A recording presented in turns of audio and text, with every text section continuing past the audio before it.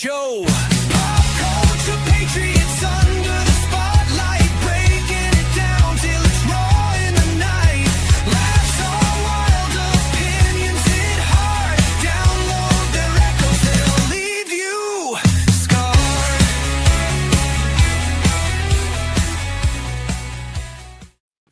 What's up, everyone? Pop Culture Patriots back for another episode 9. I am Horny Alf. Currently, Drew is out on assignment, so Mo will be filling in for him. Mo Zamboni, how's it going, man? Good. Obviously, Drew wanted somebody with the beard credentials to take his place for a little while. So I'm happy to step in, even though his is more illustrious and glorious. I can only attempt to try to get that amazing beard grown. But thanks for having me on. It's been a while, but I'm very happy to be here tonight. Awesome. Tiny, how you doing? I'm doing all right. And I was about to say, I think his beard might actually be more luxurious than my hair.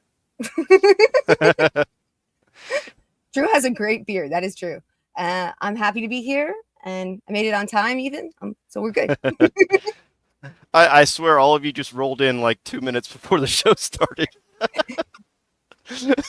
I was grooming my beard. Thank you very much.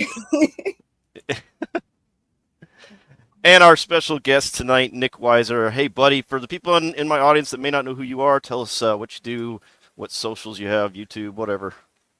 Hi, I am at Nick Weiser, as my thing literally says. My channel's called 32 Flavors of Nick Weiser. I'm a pretty cultural guy, really, when it comes to things that dudes like, whether it's 80s action movies, pizza, comics, and lots of really heavy music. And I like to talk about the finer things of life as a little bit of a escapism from all the crazy clown world shit that we see nowadays. So I see a few familiar faces in our chat. I see a few new ones. So pleasure to see the new faces as well as the familiars. And nice to meet Tiny but Fierce as well. And hello to my familiar dudes. Yeah, I don't think I've ever streamed with you before, so this is cool. Yep, this is our first. And if y'all haven't noticed, I'm not using my active avatar because it was getting me trouble before the stream, and I didn't want to have to do a restart. So I can confirm he was having trouble getting it up. I saw it before the stream. He was having issues. I mean, that happens when you get older. True. Can confirm. But I'm part of the Nick Weiser fan club. Oh yeah, you got the bottle opener. Yeah. Nice. Yeah. When I'm not wearing my wedding ring, I love those things. Those things actually came out really nice. I'm actually really happy those things turned out really nice. And I'm glad it's between you and Culture Casino as far as the coolest business card type things. He's got poker chips, and you have. This is a little more useful though. I quite like this. So yes, very nice. Yes, hell yeah. Well, let me go greet the chat. Also useful. Yeah. Yes. Let me go greet the chat real quick. We have a Goddess Legion has jumped in first. He's my wrench extraordinaire. Then Lex Ludendi was second with an alpha emoji in the chat. Then H Dizzle showed up. He shows up in almost every one of my streams. Weasel, another one of my wrenches, who I stream with every now and then. But that's it. Hopefully some more people come rolling in. So first up, I hastily had to put this together, but we're going to do a tier list because, as you guys know, I think everyone here knows, Val Kilmer passed away. Was it last week? Yes. So we're going to do a tier list of his movies. So let me bring that. Oh, sweet. I get to do 2 Val Kilmer tier lists tonight? Hell yeah bitch. So like I said, I put this together real quick. So I didn't get a lot of movies on there, but he's got a back catalog of movies I've never even heard of. Oh, it's extensive. So I need to make a deep dive into Val Kilmer movies at some point. But let's go ahead and start this out. First up, Top Gun. Wait, okay, so are we doing go this around the horn? Tell me what where you would put it. Just real quick, are we doing this as the Val Kilmer in this movie or the movie itself? That's I guess a little bit of both. I'd say... I would say just both. There's a couple movies he's in that he's amazing, but the movie's just kind of eh. And there's also movies that are amazing, and he's not the main role. But I'd say let's just do it by how great it was for Val Kilmer. Let's put it that Cool. way. That we can all simplify it. There, I know I'm the guest here, but I think I can make an executive decision. Yeah, that's fine. Val Kilmer Yeah. greatness of the movie. Yeah. Which is gonna be tough because he's great even in things that aren't as good. Yeah. Also, closed Adobe Acrobat, Ed, because amazing. It should never be anywhere near amazing. It's the worst thing ever. I can't get. I know I can't get that to close. I need to get an ad blocker, honestly.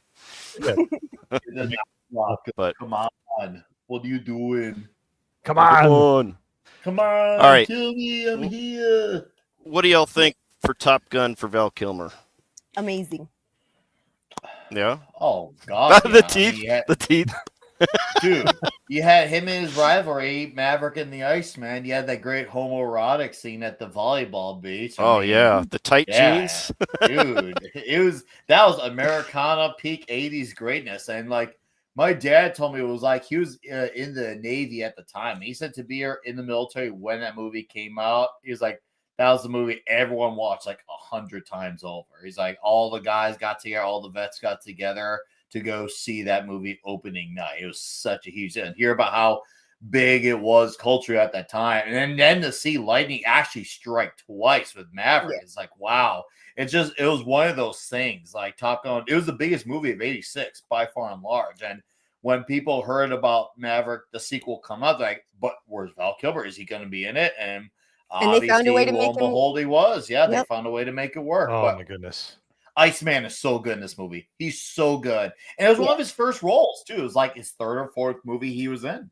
And it made Tomcats like the most popular fighter jet that we have. I when I was in college and I was at Texas A&M in the Corps of Cadets, and every kid who had a Navy contract, and then when I went on spring break down to near Kingsville Naval Air Station, everybody there was trying to get. I was still trying to get a Tomcat. Like in 2005, 2006, 2007, they still wanted the Tomcat. When the Navy's like, we're retiring this, they're like, no, we all want to be Tomcat pilots. Yeah, They love that thing. my grandfather was a pilot in the Navy. He flew off carriers, F4s. So when I was a kid, we had this on VHS, and I wore that tape out, just watching it all the time. So yeah, I love the movie. I love the interaction between Iceman and Maverick. And even though they have a little rivalry going on, they end up being good friends before it's over. And we'll talk about that, especially in the later movie. As is the case with most men, you hate each other, then you become best friends. You go. best Yeah. That's rivalry- what guys the best are in a rivalries- nutshell. Guys just gotta slug it out most of the times, and once they do, Literally. they shake hands and they literally have beers after, and they forget all about it, and then they're both mad about why they had to fight because it was, oh hey, I had more in common with this guy than I realized. Yeah, Great rivalries tend to end in respect for each other. you're not wrong, Ariel. So how would you guys rate it on this tier list? Oh God, for me, that's gotta be at the cream of the crop.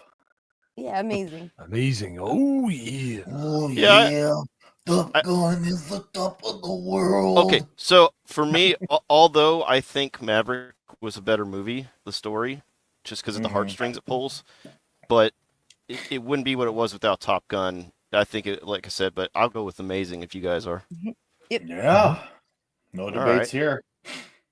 Next up, Willow, Mad Mardigan. Mad Mardigan. I had the biggest crush on him when I was a kid. I actually liked Mad Mardigan, like as a young female. I liked Mad Mardigan more than I even liked Iceman. I just thought he was so much fun. He was my favorite character in that movie, honestly. Mhm. I wish they had done more with that franchise and not the crap that came out God. recently. Yeah. But they could have done more movies, and he could have been brought that character back. But Yeah.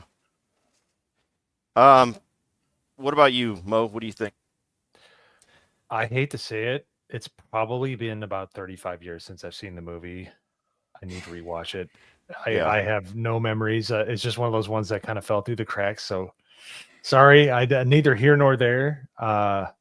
I guess he looked cool in it. That's all I can say. I'm sorry. Yeah. Yeah, I like I said, I like it. I think I'd put it probably at great, maybe not Yeah, amazing. I'd be good with great. What about you, Nick? I'm with great. Not only, I mean, yeah, for me it's been a while since I see it, but when I remember seeing it, like I liked it, but I didn't like it as much as I liked a lot of other Lucasfilms. But it was still like good on its own merits. But that's a good problem to have when Lucasfilm was actually thriving and your Yeah. worst stuff is still Yeah, pretty yeah. great. It's like, okay, this isn't as like god level, but this is still pretty great. That's like, okay, you may not be a 9 or a 10 or 9.5, but you're still like a strong 8.5. That's a good problem to have. So many Yeah. people Yeah, kill for an absolutely. 8.5. Okay. I'll go with that. As long as everyone's in agreement. This is a Agreement? movie yeah. This is a movie I haven't seen in a while. Oh, I need to though. It's so good. So good. so good. Tombstone. Yeah. So good. I mean, I originally went to that movie going in as a Kurt Russell guy, which I still am to this day. But Mhm. you know, obviously, you come out, you know, to the other side of the movie, and you're just like, "Holy crap!" Val Kilmer as Doc Holliday really stole the show. That's saying a lot because if you look at the cast, that is Yeah, a it's an huge amazing cast. cast of A-list talent galore, and for Val Kilmer to basically match, if not exceed them all, that's a tall order because that is Yeah, a cast absolutely. right there in that movie. It still holds up. One of my buddies, one of my good friends who you know I see outside of the YouTube world, friends with for 10 years, he told me he never saw this movie after we talked about Val Kilmer past. I'm like, you need to go correct that and then report back to me tonight, dude. Yep. And then he came back and he was like, holy shit. How did I miss out on this movie? He was blown away. And it's once again one of those things where it still holds up, and Yep. every time someone discovers it, they realize, holy crap, this is a freaking masterpiece. So Yeah, it's one of those basically close to perfect movies. oh yeah. The Oh, villains are it ain't the villains are close. great. The villains are great, but none of them are just like two-dimensional. You really actually it's an amazing movie. And Val Kilmer's Doc Holliday is just I mean, literally like I believe if you look into it, the like Wild West history departments and stuff in a lot of places blew up after this movie, and a lot of people were doing like dissertations on Doc Holliday because of Val Kilmer's performance. Yeah, Mo, what do you think? And I'll get to my opinion. Well, once again, it's one that I haven't seen in a while, but him playing a tuberculosis-ridden Doc Holliday, he's still a badass, even though he's slowly wasting away. Yeah. I do remember some of the movie, and yeah, he stole the show for sure, and he was surrounded by some of the greatest: Sam Elliott, Kurt Russell, Mhm. Bill Paxton, and he's like, yeah. So I would say that's probably just the "I'm your Huckleberry" line puts it in amazing because it just he just steals the movie, and that's the perfect microcosm of that. I would definitely agree. I think just the all around cast is amazing, but like you said, he did an amazing job with that role as it is. I I could believe he had tuberculosis based on the way he Yeah. sold it. But yeah, I'd put it amazing as well. You guys think that? Yep. All right, put that there. All right, little change of pace. Batman. The Batman Forever. Okay. I'll start off this one. I think Val Kilmer did a good job of playing as Bruce Wayne. Bruce is not supposed to have blonde hair, but whatever. that was very disconcerting for me. But I think he sold that role as Bruce Wayne. But the movie, in my opinion, was garbage. It's definitely not one of my favorite Batman movies. I think it dealt relatively well with the psychological issues that Bruce has as Bruce Wayne relatively well, and I just always felt like it could have been better because Val Kilmer is such an amazing actor. I felt like it could have been a lot more than it was, but it's decent. I mean, Boo. You know what makes that movie worse than it should be is that it was made by Joel Schumacher, and if you've seen him in any of his other movies, he could have done a great job as a more serious Batman. Yeah. And when you look at the Joel Schumacher's the rest of his work, his portfolio, it's just like, why? And don't get me wrong, I kind of like the campiness of it. It's okay. I think Tommy Lee Jones was not good as Two-Face. Sorry. No, he Jim wasn't. Carrey No. was Jim Carrey in the 90s, which it was good, but but yeah, him as Bruce Wayne, the way he delivered lines and stuff like that, like I thought he was a great Bruce Wayne. There was there was a level of subtlety that Val Kilmer was able to accomplish Yeah. that all the I other would people agree with couldn't. that. Yeah. Also, for me, I thought that blank, you just said his name, and I was, but as Riddler, I thought it was a very interesting take on Riddler, and it worked. But for me, my Riddler was always much more, from both the comics and animation, was generally much more sophisticated. Dude, the So, TV show one was great. That's what every Riddler should be, is the original Adam West TV show. So Like, Ariel brings up a good point. We're talking about him in the part, not the movie. I mean, we could That's- talk about the movie, but as far as rating it, we'll rate it off of his acting ability, I guess. well, here's the thing.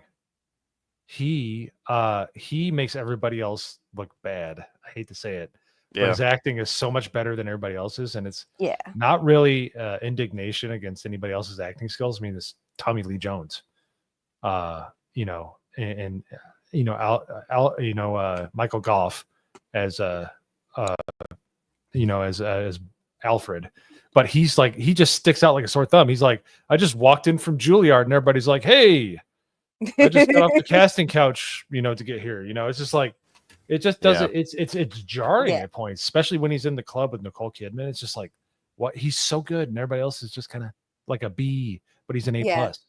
So Yeah. it just makes everybody else look bad. That's my thing. Sorry. So I'd put it at good then, maybe. Yeah, if we're ranking it based on how he played the role, I could agree with good for now.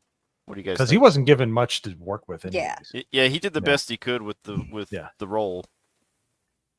So, what do you think, Nick? Good?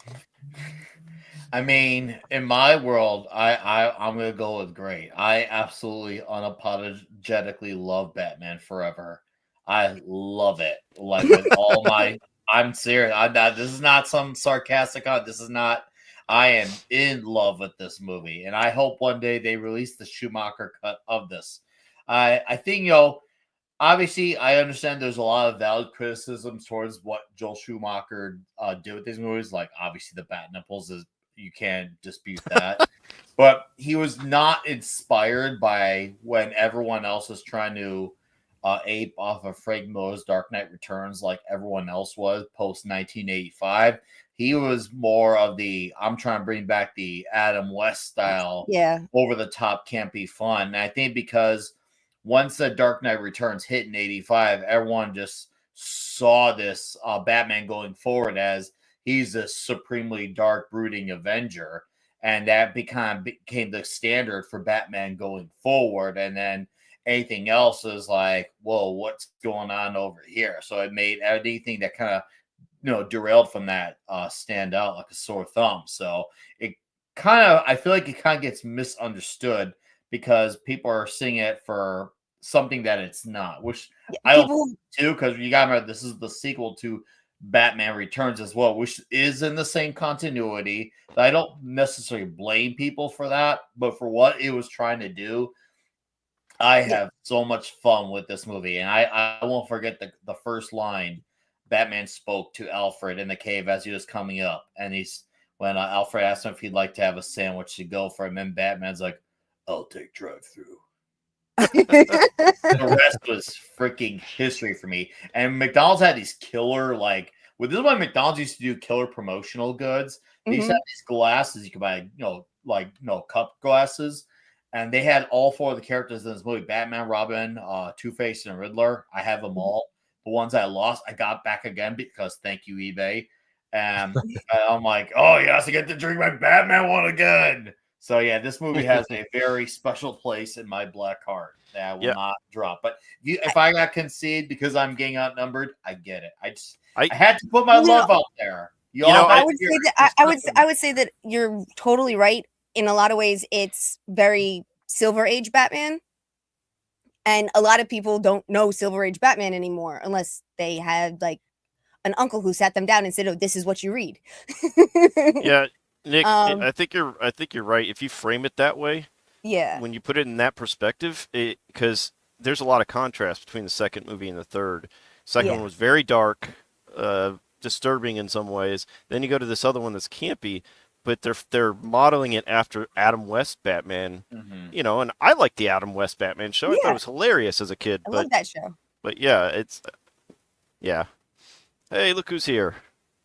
Yeah, recontextualizing things, and once again, I don't blame people for why they see it, because if I didn't know that, I would probably be the same way as well. Obviously, this came out when I was an impressionable 7 or 8 years old, so I don't necessarily blame people, because it's a very polar extreme. You go from one thing to another, and if your only point of reference of Batman is everything from 1985 going forward, I don't blame them. I mean, it's like, whoa, what's going on here? But if you don't have that understanding yet, you're gonna see it very differently. So once again, I get it. I don't really knock anyone for knocking on this movie, because once again, even that all said, there are still some valid criticism. There really are, even despite Yeah. my acclaim. There's things I will not deny that are wrong with the movie.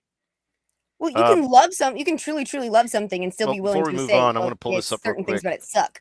Garfield's Bizarre Adventure just gave Garfield! $5. He said, "Saw the post from Nick Weiser. How's it going, guys? It's going good. Good. Mhm. Real Happy good. to have you. Thank you for the support." Hell yeah. All right. Garfield's a good guy. This next one, I enjoyed watching it. The gunfight scene is one of the best, like, street fight criminal gunfights I've seen in a long time. But Ooh. yeah. So, Mo, have you seen this movie? If I have, it's been a long time. I am really behind on some movies. There's some movies I Yeah. caught and some movies I didn't. I've seen The Saint multiple times because it was on HBO. It's I don't. amazing. I'm just saying, like, there's weird ones that I've caught and there's ones that I just haven't at all.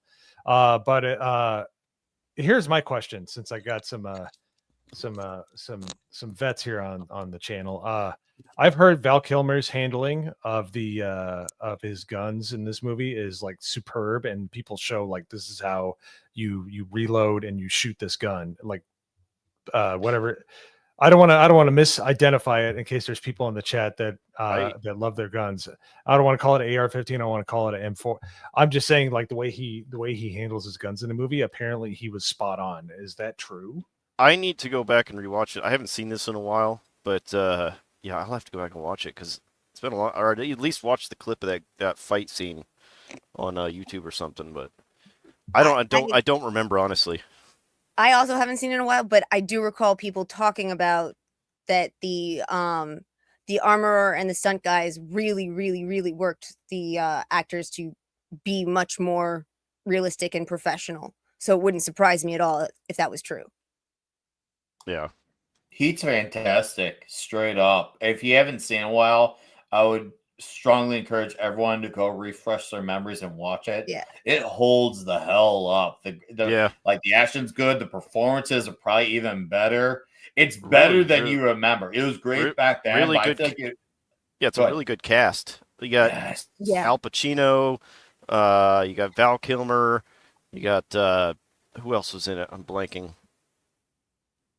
De Niro before he went AWOL. De Niro before he went all TDS.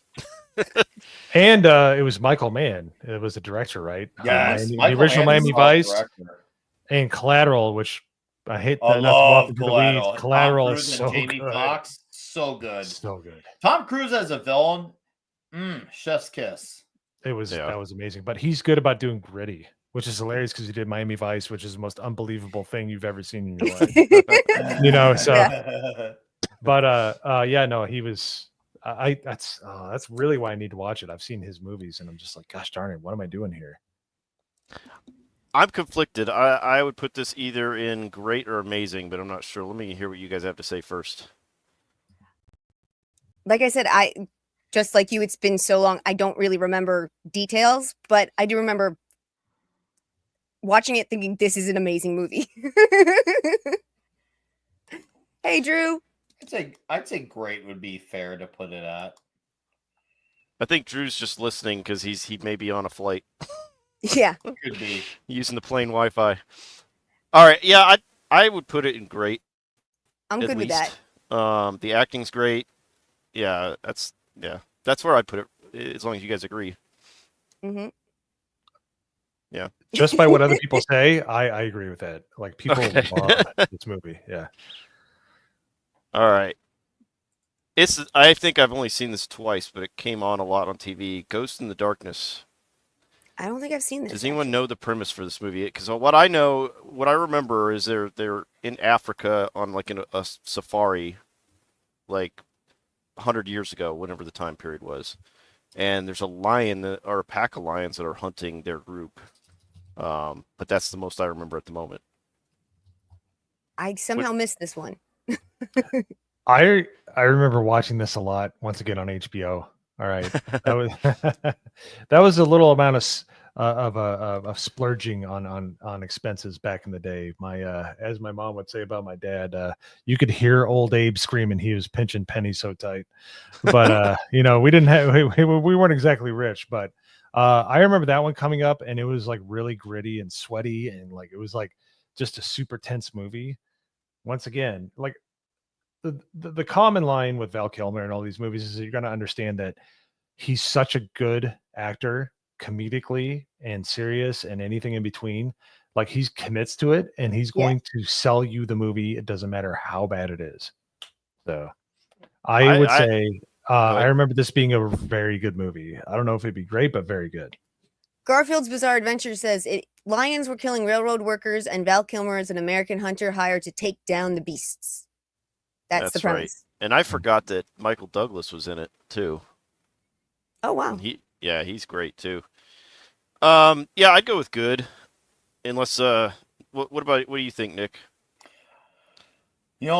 My memory is a little hazy on this one. I only saw it once. I remember liking it, but it wasn't so that I went back to, not because of lack of interest, just because, well, we live in a world where there's a lot of material to really absorb. So Yeah. unfortunately it's something I didn't get to give it its full rewatch just to fully grasp all the little details and characterization that the potential this movie truly could have. Okay. Yeah, I'd put it at good. Again, even the ones that are on this list that I've heard of, I need to go back and watch these movies because it's been a long time. You should. That's a thing. He was in so many good movies, and that's freaking awesome. Like Yeah, he was very no prolific. no matter what happens, there's gonna be something to watch in his movies. Good, decent, bad. There's something there to love. And I remember the when they're out looking for the lions. I think there was one scene where it's in the middle of the night. You never see the lions, but you see people getting dragged off into the dark. Mm-hmm. It's pretty gruesome at times, but yeah, I liked it. Nice. All right, as long as you guys are settled on good for that, we'll go on to the next one. Now Mo's got his movie. Go ahead, Mo. Tell us. I would say it was good. The Saint was just kind of like the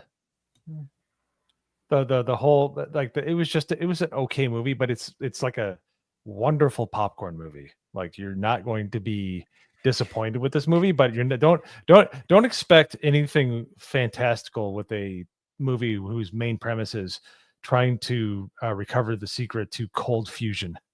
All right, but it's a great popcorn movie, and it gets shuffled under. So I would say once again, this is good. I enjoyed watching it. And the main villain is just to tell you how good the movie is. The main villain in this movie is the homeless guy from Batman Begins. So, Oh yeah, wow, that's a nice coat. Yeah, same guy. So it tells you what that did to his career. So I would say it's good.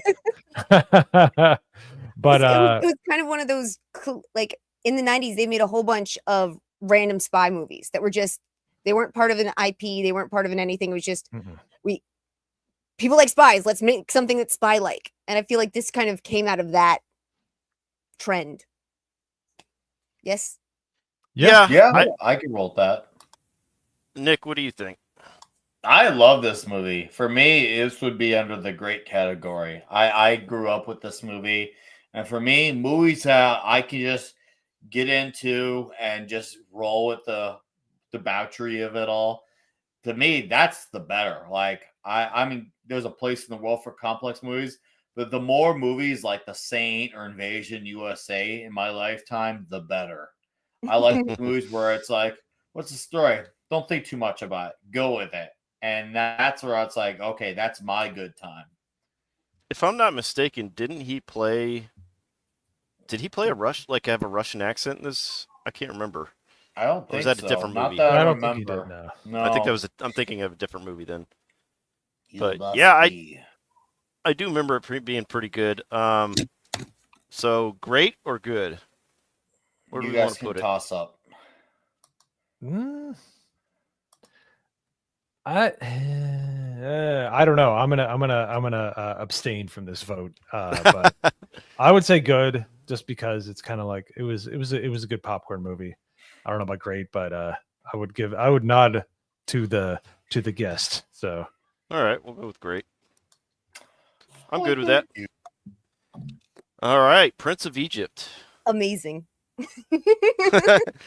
A lot of people I hear watch this movie. They said it was great. I remember watching it when I was a kid. I think I was a little older when this came out, so it didn't really hit as much home for me. But because I had moved on to other more mature things. But yeah, what do you guys think? We watch movies every Sunday, and we've now watched it once, and we're about to watch it a second time.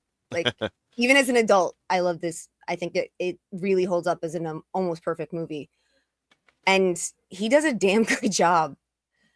Yeah, because he plays Moses, right? Yep. yes. Okay. Also, I I like never- how Tiny But Fierce said, "Damn good job." About a biblical movie.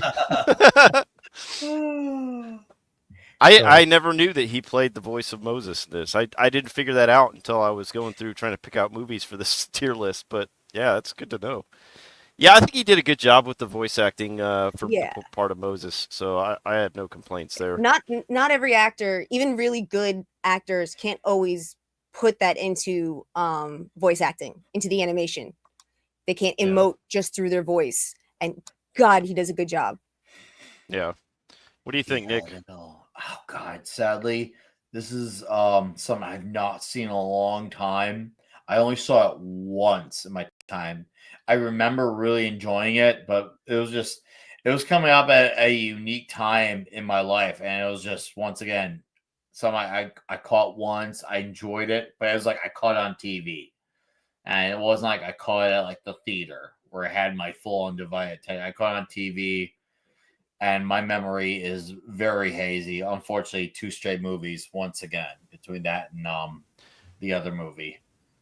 I would say this is either great or amazing. Everyone I talk to who has seen this movie, they all say the same thing. They think it's great. They think the acting is awesome. So I'm good with putting in On amazing. top of everything else, like Passover is my favorite holiday, and so Mhm. like I really, really care about how that story is done, and I think it was done perfectly. Yeah, I would say it's amazing because not only does he play Moses, he plays God. He's in the Oh. burning bush Nice. at that point, but he does like, did I not create the deaf and the blind? Like the way he's like this omnipotent being in that bush with Moses' voice. essentially. They layer his voice multiple ways, and then they layer a little bit of others behind it. So it's like one voice, But it's speaks, totally his, and his gravitas is so Yeah. good. And the way like when he finds out what they're doing to the firstborns, and Val Kilmer's reaction is just like it's stunning. I mean, the movie is not correct. I mean, Aaron Right. is just like, oh, you should, like, Aaron was the guy with the staff in the Bible, but as far as like just a great movie, great soundtrack, he did a great job as a petulant child, like a spoiled adopted brat, essentially at the beginning, which is what Moses was, to a reverent hand. Speaking of hand of God, somebody just touched my camera, but he hit this underlines how good Val Kilmer is. Give it a little shake there. He's such a good actor that you don't even need to see his face. He doesn't even need to be a human. He could be a shrub that is on fire, and you believe that he is that. That's how good Val Kilmer is. Yeah. So amazing. All right, I'm good with that. Next up, has anyone seen Kiss Kiss Bang Bang? If you haven't, go see it. This movie, it's got Robert Downey Jr., it's got Val Kilmer. They both share the screen almost equally. I mean, who doesn't love Robert Downey Jr. and Val Kilmer? I mean, in the same movie, that's awesome. But it came out, I think, a couple of years after Snatch and Lock, Stock, and Two Smoking Barrels. So it was along the line of a crime dark comedy. And Robert Downey Jr.'s character keeps stumbling into stuff, and he's not even trying to, but he ends up in the middle of this big murder mystery. And the interaction between Val and Robert is one of the best duos I've seen in a while. So if you haven't seen it, I highly suggest it. It's hilarious. And I've seen the other two and loved the other two, so it definitely sounds fun. Well, it's not the same director, but it's kind of in that vein of, you know, crime dark comedy kind of movie. Gotcha. So none of you seen this yet?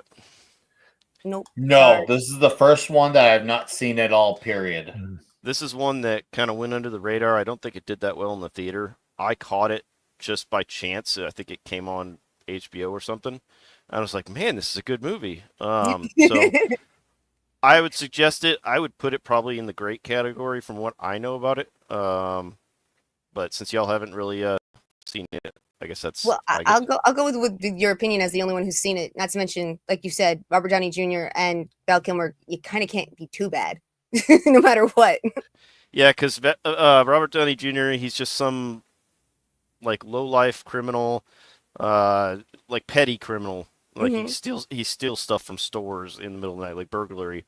And he runs into Val Kilmer's character, who's a private investigator, and Robert Downey Jr.'s character is just for lack of a better word of saying, he's just a fuck up. And and Val Kilmer is like a serious dude, and they're like the banter back and forth is hilarious. So Nice. but I will definitely check it out. all right, Deja Vu. Again, a heavy hitter. It was a sleeper hit. I think I saw it on an airplane ride. It went under the radar again, but it's Denzel Washington and Val Kilmer. I would suggest this one too. I mean, it won't blow your socks off, but it's a popcorn flick, as Mo was saying. You'll enjoy it. So I don't think any of you have seen this one either. No,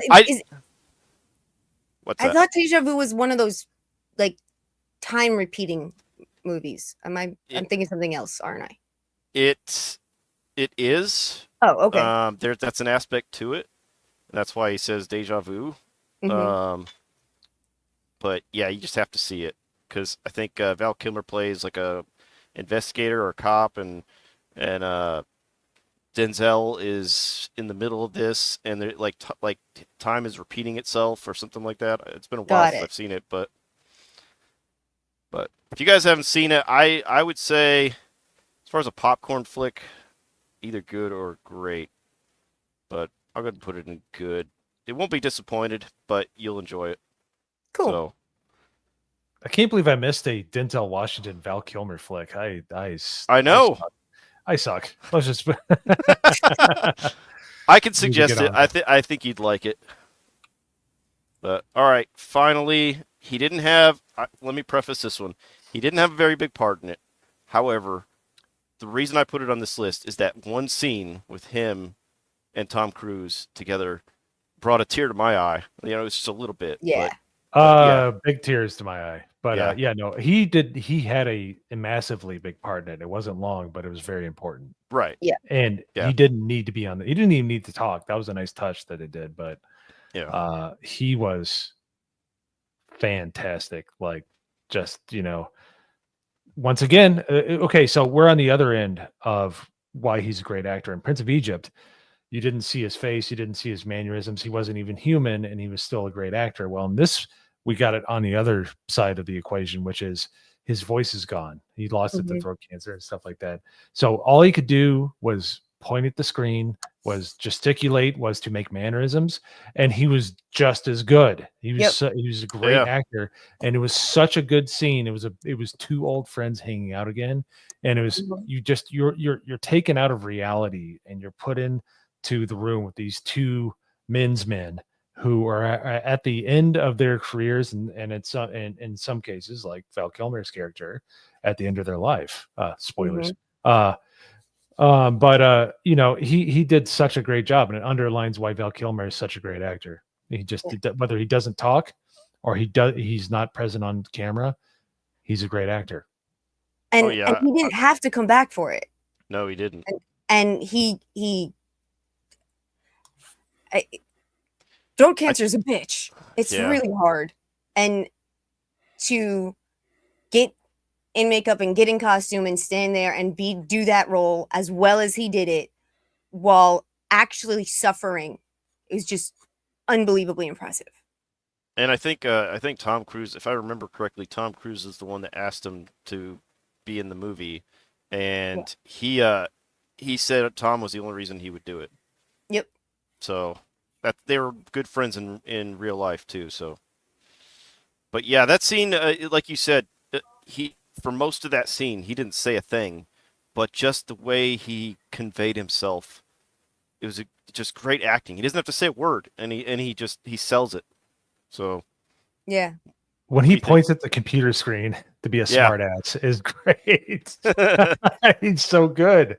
That made me so, because you knew, but here's the thing, when we all saw that, we're like, Val doesn't have long for the world. I didn't think it would be this short, but it just like, it was bittersweet because he did such a great job, but you just knew, which is why when he passed away in the movie, it was obvious the writing was on the wall with that scene. It really was. I thought the same thing. I had caught an advanced screening of Maverick, and it was like incredible to be in this packed room. Once again, I kind of like had like a similar experience like my dad, except I'm not a veteran, but I was surrounded by a bunch of biker dudes, military guys, all seeing this movie. You could tell that scene was really packing a gut punch. And then he was only in that movie just for a few minutes between that and the photo you see of him, for his funeral. That's it. Like, he doesn't have a big role, but his role looms a shadow the same way as effective as Goose's does. So it's a shadow that really weighs heavy on the tone for the rest of the movie, considering where their rivalry became a respect, a camaraderie later on in their life. It's just a really powerful scene. And like, I already know the next time I rewatch Maverick, I know that scene's going to hit on a whole different level because of what has happened in the recent week. I already know it. Yeah. I don't know about you guys, but I'm going to put this in amazing. Oh, dude. Yeah. Absolutely. I've rewatched this every 4th of July since it's come out. And yeah, it's definitely one of those, like, it's a yearly staple. Now I'm like, now I've made that my new 4th of July movie. Remember when the 90s they should always like promote like 4th of July movies, independent shit like that? This is my new 4th of July movie. Also, when this movie came out, we were in the midst of, a time period where the last couple of years we've been dealing with a lot of people shitting on America, telling us that we're bad, telling us that we've got all kinds of problems. And this was a very positive movie for, being patriotic, for Americana. It took me back to the 80s when Americana was basically in its height. And, it was really, I feel like it was kind of the first, very small first step in a way towards the pendulum swinging back the other way. I feel like this movie was that very first step, because you want to talk about a movie that really got people talking about like embracing America again in a movie.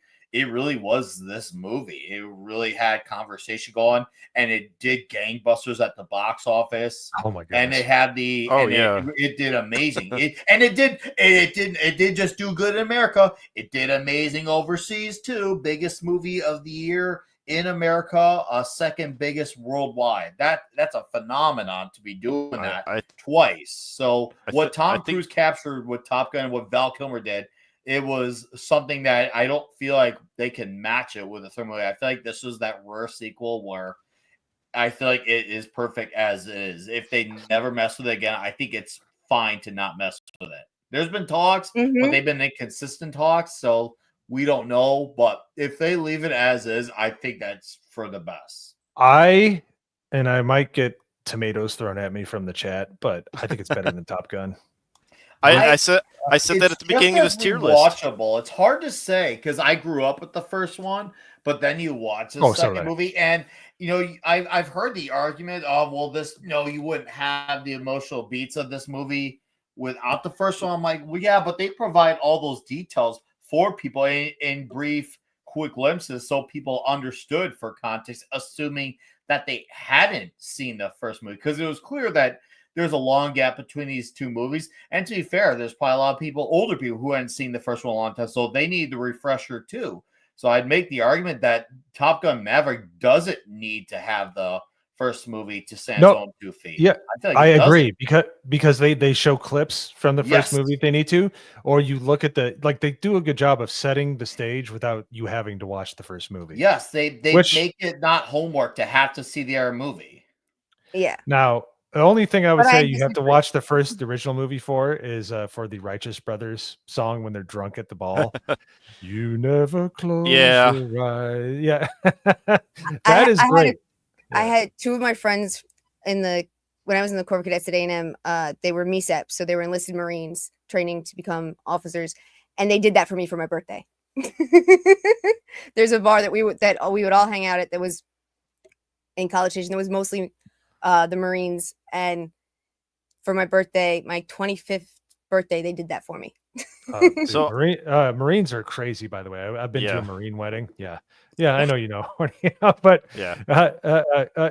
seeing like Top Gun, you're like, wow, they're acting nuts, and you go to a Marine wedding, I'm like, no. I Personally, I like the first one a little bit more, and I think probably it's the soundtrack.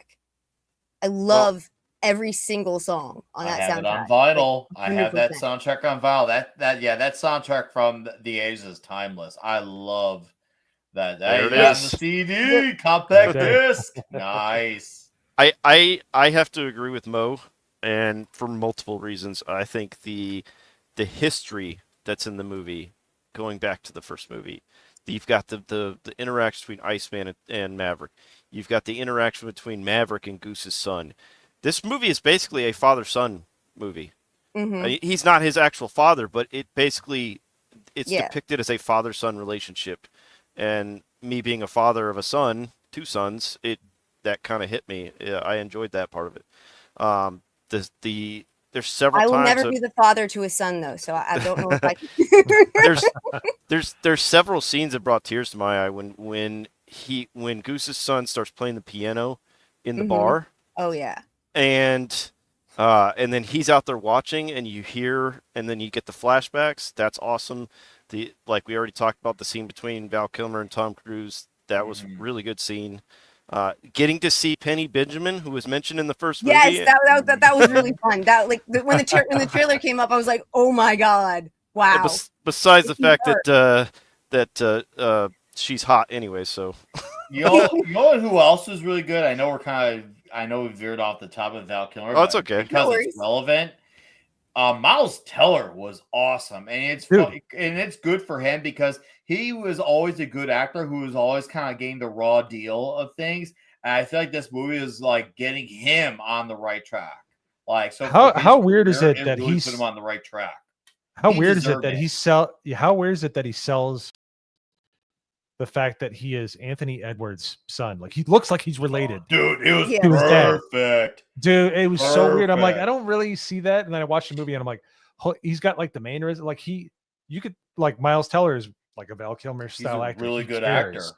Yeah, he's Yeah. He cared. So he picked up the mannerisms and the attitude and the cadence from his dad. I mean, Mhm. in the movie, Anthony Edwards, and you're just like, holy crap, he's Anthony Edward. Like, but not yeah, so much. Yeah. he nailed it. he nailed was it. So good. He's got like the Hawaiian shirt on in the bar playing the piano Mhm. just like his dad in the first movie. Yeah. Yep. Mhm.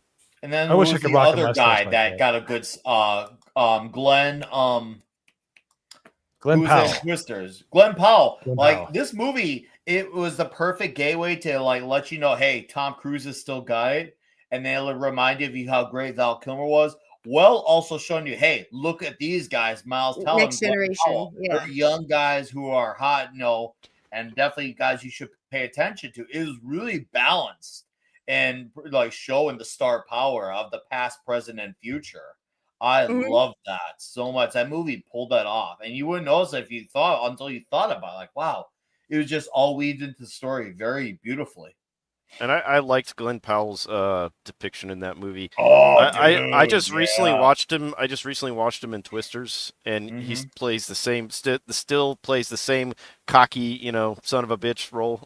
I But- remember He tends seeing to him play- in Maverick and thinking, He's "Oh, not, this he's guy's not gonna be." bad at it at all, but he tends to play that role relatively consistently. Yeah, Yeah. he's one of those guys. When I saw him, he's got that charisma about him, and you're like, I knew when I saw him in Oh, yeah. Maverick, I'm like, this guy's gonna do some things. This guy's definitely gonna be a guy to look out for. Now you see him being cast a lot of things, and which is saying a lot because for a long time we weren't getting actors that we thought about like, okay, this is gonna be a name to pay attention to. It was Mhm. kind of like you looked at brands, so now we have names like Glenn Powell. We're like, oh, hey, look, Glenn Powell, sweet. So hopefully that continues. New truck ads are hilarious. I will say that. Oh yeah, There's Yeah, that. I see him that. as Goldilocks. The fact that and it shows that Yeah. he's more than willing to play into laughing at himself. Oh Those are yeah, hilarious. no. But Alf, His, if earlier you were about to say you wished you could rock the stash like Teller has in Maverick. Oh, I was please saying don't that. ever do Yeah, that. Please yeah. don't ever. I'm sorry. That was Do the one it. part of the movie. Do it. so Now you bad. have to. Come I on, Now hated that. you homie. have to. Do it. Come on. hate that do stash. it. You would. I've seen you in real life. Not. And I'm not divulging anything, but you would look like Howard Hughes if you grew a mustache. Sorry. you'd look like a business magnate. But I think you should do it. I've actually grown out my beard, so Oh, really? Well, I mean, Yeah. like to Bearded can elf. you hang with Nick and I? Nick and I got that facial hair game. well, I've actually grown it out a couple times. I shaved it 2 weeks ago, but it's grown back. So yeah, I love the chops.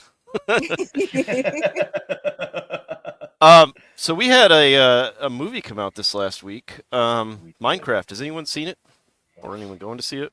Taking my children to see it in a few days. We Okay. did not because I took my kids to SmackDown on Friday. So you gotta balance out all the things in the world. So Yeah, my kids are older. I have no desire to go see it, so I'd be in the theater by myself. But so apparently, it's doing. it had a pretty good weekend. Oh, dude, I'm Oh not yeah, surprised. there were for some reason there were like theaters all over where people were just like losing their shit and like screaming and cheering and all sorts of. I never played Minecraft, so I heard that there's a lot of jokes and a lot of in stuff that if you played Minecraft, you're gonna like flip over. But I never played Minecraft, so I don't think I'm gonna see it. Yeah, it was definitely made for the fans and usually there's that whole adage about you gotta keep the broader audience in mind. I think a lot of people, especially who don't play Minecraft, especially on YouTube, I think they underestimated how big this fan base is because just because you don't play it doesn't mean it's not got a massive fan base. And I think a lot of people in our sphere, and obviously they weren't doing it to be dicks, it was just a lack of understanding. It happens. They don't realize how big Minecraft is. It is gigantic, mega. Like it's the way manga is. Like it is a sensation. And I remember my oldest daughter was like, she's like, we gotta go see this movie, and she's like, her friends gotta go see it. And then one of my bosses and my employer, she was saying that her son wants to go see it, like, and then she's like, oh yeah. Then she's like telling their like my husband there go. So it is one of those things where it's got a massive base, and because it has such a massive base, they can get away with making a movie for the fans. They can get away with that because of how massive it is. Yeah, and this one, this is just what it took overseas. I think it was another 135 stateside. Jeez. So no, I think this is total. This is it global. total? This, Okay. Yeah, this is okay. international because it was 150.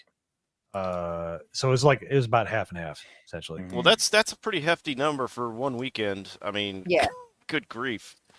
But yeah, I'm not going to go see it. I don't know about you guys. I know with Nick, you said you're going to go see it with your kids, but yeah, my oldest, she loves Minecraft, so she's a gamer. So I'm helping her see it.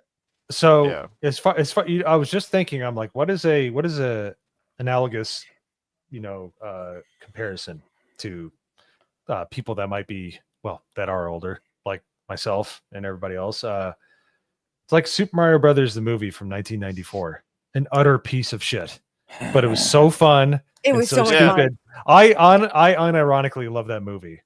And it- and It's, it's- and it's it- so and it- stupid, It didn't really but I it's- love it. I'd have watch it the again. game. And that's what this is. It's basically a 31-year-old or it's the same. It's in the same vein. It barely adheres to the source material, but it's fun for kids. And if you enjoy it, God bless you. I hope you enjoy it. I hope you get some escapism in your life. I will never admonish anybody for liking something that I don't like. I don't care if it makes you happy. Then literally, God bless you. Yeah, I Absolutely. may judge the movie, but I'm not going to judge anyone for going to see a movie that they want to go see. You know? Oh yeah, absolutely. And if you truly got genuine enjoyment because you felt something watching this, especially if you're a Minecraft fan, I get it. Like I know what it's like when there's something I have a obsessive fandom mentality about. When I get that enjoyment, I understand where that comes from, but obviously for a different thing. So I Yeah. get it when they have that type of enjoyment. I won't get out of Minecraft because I know nothing about it, but I know what it's like to have that love of something and then to see it being brought to the screen and see it turn into reality. It's a sensation that never gets old. Mhm. And my kids played this game, and this game, what? It's been around. This franchise has been around for what? 10 to 15 years? I think 16 Yeah, years. I think it's 15 Yeah, something 2009. like That is Yep. that is insane. And it's not really changed much other than just updating it for newer platforms, but the graphics are still the same. They meant it to look that way. So, but yeah, I still see my kids played it. My son played it in 2009. Oh no, it was a little bit later than that. But either way, he was like 5 years old when it. Now he's turning 16. So Uh, that's I crazy. feel you, man. That was a very sad laugh. You're like, Oh, yeah, I know that I'm feeling, old. But let's. I got a critic list up. So not as many votes, but they're calling it bogus. The audience. But who's on critic list? Like, who are the people who are on critic list? That's the thing. Are they people who know the game? Is it people within our sphere? Because I've never used critic list. I couldn't tell you who's on there. Critic list is an alternative to Rotten Tomatoes. Mhm. They're not influenced by the corporations that make these products. They're not playing with the numbers like They're- Rotten Tomatoes does. It's what Rotten Tomatoes was originally set out to be. Yes. It's basically a bunch of people rating, and then you follow the people that you think have an opinion that matches what you like. Like Now, a does it similar have taste. those same wide reach as those other things, though? That's Not what yet. I It's am. It's still growing. growing. Not yet, but we're growing. trying. Yeah. I am heavily biased because I stream with the guy that created it every week. So. No, I'm not and going to that's tell you. good. I want No, something like this to come up, but I only say this, like very sincerely. When you look at the whoever's on critic list, assuming that I know who is on there, they might not be people who, once again, having that point of reference of understanding Minecraft in order to properly judge this, because it seems like if you know Minecraft, you love it, but people who I've heard of who've seen it and not liked it have been people who don't understand this, which that I get too. Once again, so I feel like I feel like opinions on critic list for this movie I do have to take with a pinch of salt because of Minecraft. Well, I mean, on FNT last week, Ryan and Gary were talking about it, and Okay. like Ryan was saying something along the lines of, Gary's going to call this a disaster, horrible movie, but it's going to make a huge amount of money. Yeah. Yeah. Well, here's the thing. There's written reviews, and like I know more about this site than I probably should, more than most people, because like I said, I do the Monday Hangover 6 p.m. Eastern on Drunk 3PO channel. Basically, yeah. So basically, there's people that'll just kind of give you something without a review. That the reviews can be rated, but if they give you, a lot of people are well written, and they make these great reviews that kind of take you down that Well, look at that it. You road. got- But if you're swayed by popular opinion, you'll know by reading the review. And I don't like that either. I don't want to review something unless I see it. I don't want to Yeah. just do it out of turn Right. because everybody else says so. Because there's movies that I love, like Judge Dredd 1995, that everybody else hates, Oh, but I think is a I great loved movie. it. Absolutely. I love the movie. Absolutely. But okay, but you know what I'm saying? Like Yeah. there's people that are like, ugh. And I'm like, okay, first of all, you hate Armand Desante and you're an awful person. Secondly, it is what it is. And if you find somebody that does reviews that you really like that does a great job, they're called friends with benefits. So you can have friends with benefits and they'll be ratings based off that. So, it's all about it's basically like almost like an old bulletin board service. That's all it is, but Mhm. that's all it needs to be. So I mean, and that's look why at I like it. You've got a smattering of different, reviews. You got rad, bogus, heinous. So there's people that liked it that are reporting it. So decent. So, Yeah. I think the first review that I really watched about it was Clownfish, and they said that the Okay. kids really really liked it, and I think Geeky Sparkle said it was all right, and Neon said he enjoyed it and he'd probably see it again, which tends to be a good sign. But the kids, his kids really really loved it. and for comparison, I have Rotten Tomatoes up as well. I see they're not hiding the audience like they did with Snow White. What's I the can't imagine. unverified ratings though? It's always fun to look at, kind of see. Oh wait, that's the verified. Hold on, let me go back.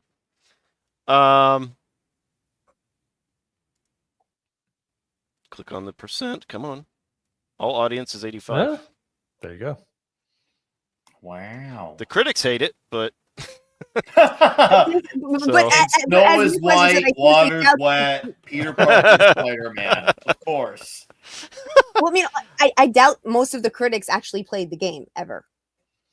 oh, yeah. And They're a that's bunch probably of, true. To be fair, in your defense, you make a valid point because I did mention that about critic list too, that some of them might not have that point of reference. And this movie really does seem to emphasize being defined by if you know the game, you will get this movie. But outside of that, if you're not into the not knowledgeable of the game, it seems like you will not really be wild about this movie. Which once again, that's valid, man. I get that. I'm sure that now I'm hoping one day we'll get a for the fans movie of stuff that I like. But the problem is, I guess the things I like don't have the fan base where they can take that type of chance. Because clearly Minecraft was able to pull that off. Because you have to have a fan base that big where you can get away with that type of movie that's not an easy reach. Because think about how many comic book movies have had to make changes to adjust for, we'll just say simpler terms, broader audience.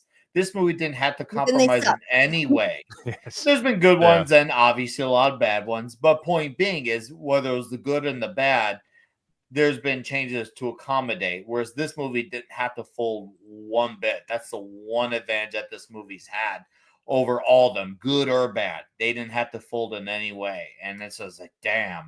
That's a testament to the Minecraft fan base. Like I respect that passion, enthusiasm where that's that massive, because that doesn't just happen all times. To have that fan base, that's a phenomenon, basically. Yeah, it's I would say it's a phenomenon, not to the level of Mario, but rivaling, getting close to that, because it's been around for so long and so many kids have played it, and that game has been on almost every system you can find. Dude, game console, handheld, PC, it's everywhere. you can run it on a Raspberry Pi. You can run it on a literal potato, I'm sure, at this point. it is not that involved. Yeah, I'm not a gamer. I don't video game at all. And even I've played Super Mario Brothers a little bit. I don't think there's anybody who hasn't played that. Well, Minecraft is great because for two reasons. A, the endless creativity, and B, the chill music is just great. It just makes you want to just stay in that world. I love the meme. There's a meme of these creators took like 2 years to recreate the entire world of Lord of the Rings in Minecraft, and then below it says, "You bow to no one." One of the greatest, and this is the great thing about Minecraft, and this is why it's doing so well, is because people love it. I think it was about 4 or 5 years ago. My son and I, and he was like 6 at that point, 6 or 7. We built a working elevator in Minecraft. We found a tutorial we used redstone and jelly, and we made this working elevator that goes up and down. And we worked on it together for like a week. It was during it was right. It was during the lockdowns. Yeah, it was but it was one of those wonderful things where it's like, well, we got nothing else to do. You know, you're done with school. Let's go do this. So it is endless, the kind of stuff you can create in there. And I would think I would not like the movie because I don't think it captures the spirit of Minecraft. But Minecraft is also like, if you came out with a movie called Solitaire the movie or Minesweeper the movie, or it's just like there's no lore behind it. There is a little bit, but it's just like it's a sandbox. That's all. I heard that we're actually looking at Minesweeper the movie at some point. All right, I got to bring this up. Drew, what are you doing? Spending money on me? $4.99. He says, appreciate my pop culture battle buddies covering down live action remakes and superhero films are done. Video games films are the new wave. Hail, Nick. Yeah, I think he's on an airplane right Probably. now. So Yeah, hey, Drew's the one who invited me to come on here. Thanks for reaching out, Drew. Hope you're doing well, bud.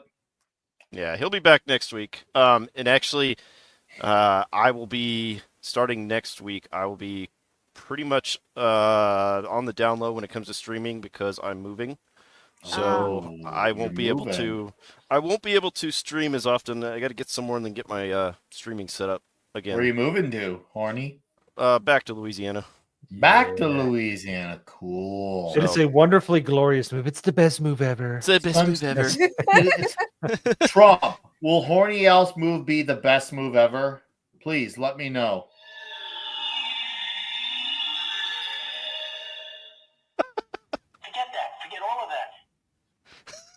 No. I need you to answer. Will Horny Alf's move be the best move ever? I think Really? Horny Alf's wife hacked your Oh. Magic 8 Ball there. Yeah. Absolutely, 100%. Ah! Nice. What is that? I've never seen that before. That's so cool. I got to get one of those. I have to get that. A Trump Magic 8 Ball. Yes. Oh my god, that was so cool. And it's voice activated. That's cool. All right. I got this as well too. Ooh. Nice. Yeah. Dude, that shot of him with the flag overhead after someone attempted to off him Yeah. was so epic. And Right, it's like he something couldn't in have a had a better movie. shot. I think that basically sold the election for him. Oh, dude, that shot was like that shit's gonna be in freaking books and like Oh yeah. things for years to come. That shot that was a game changing moment. Yeah. And that was also I mean, if I know a lot of people that was actually one of the moments that really made them take a step back from the left. I mean, unfortunately, because I grew up in New York City and stuff, I have a lot of friends and acquaintances that are still in the cult. But the fact that he was almost killed and the press just went past it like it was nothing. That A week a former later. president was almost shot in front of everyone and they acted like nothing had happened. They were just like, wait a minute, this is kind of crazy. Like, when freaking Reagan got shot, like everybody talked about it for years. Any other time there's been an attempted assassination, it has been like culture changing, game changing. Yeah. Everybody talks about it. It's such a big deal. And the modern press was like, yeah, it happened, whatever. Since it didn't work, we don't care. Like it was so bad. And I I think just that realized- actually changed a lot of stuff for people. I just realized that Trump getting shot is on a shot glass. That's kind of poor taste, but I kind of like it. Yeah, that's Yeah. exactly what I got. It even says on here It's- Trump shot. It says Trump shot on here, word for word. Trump shot. Yeah. Wow. This is the best shot. It's the best shot ever. Oh, see, I got block me, so that way you can. There you go. There it you is. go. Yeah. Yeah. It's the best. I wouldn't It's do the it. best It's like, you can have Sweet, one. It's okay. beautiful Come to my shot hotel. glasses. Oh, So we talked about the Minecraft movie doing well. let's go ahead and check in on another movie, see how it's doing. Oh, that's a shame. Oh wow! You don't say. Domestic gross now stands at 72 million, and the film is in serious danger of not even hitting 100 million in North America. A disastrous result for a $250 million production. And I think they're probably lowballing that cost Oh, yeah, too. So, Yeah, I'm Yeah. sorry. This is way more than 250. how long That's has Snow White been out? A month? Month and a half? Something like that? Something like that. That is It- disastrous, It especially is when so out Minecraft. of our range of care that we don't even know when it Been came what? I out. know. This is like its third or fourth weekend. Third or fourth Is it? weekend? Yeah, third or fourth weekend it's been out. So we have Yeah, direct. it's third because A Working Man was number one last week, and now it's its second weekend, which made it look all the worse because an R-rated movie had beat that all ages movie its second weekend. And in a more Yeah. ideal world, it should be the other way around. There should be more kids be enthusiastic about a movie like this, but you can't really have a movie about Snow Brown be invested when you have the bitch named Zegler in it. So obviously, she absolutely killed off any parents who would probably maybe be interested in taking their kids to see it. And Yeah. obviously, you have a whole generation that, even if you take out the younger demographic, who obviously grew up on this type of movie, particularly older ladies, and obviously they were not interested. And here's another thing too: they probably just weren't to even be even more fair. Probably were just flat out interested. A lot of them are still satisfied with the 1937 flick and just happy with it as is. There was no need for this. Like when the Jungle Book came out, being a live movie, because it's not really a live movie, but you get the point. It was like a fresh thing.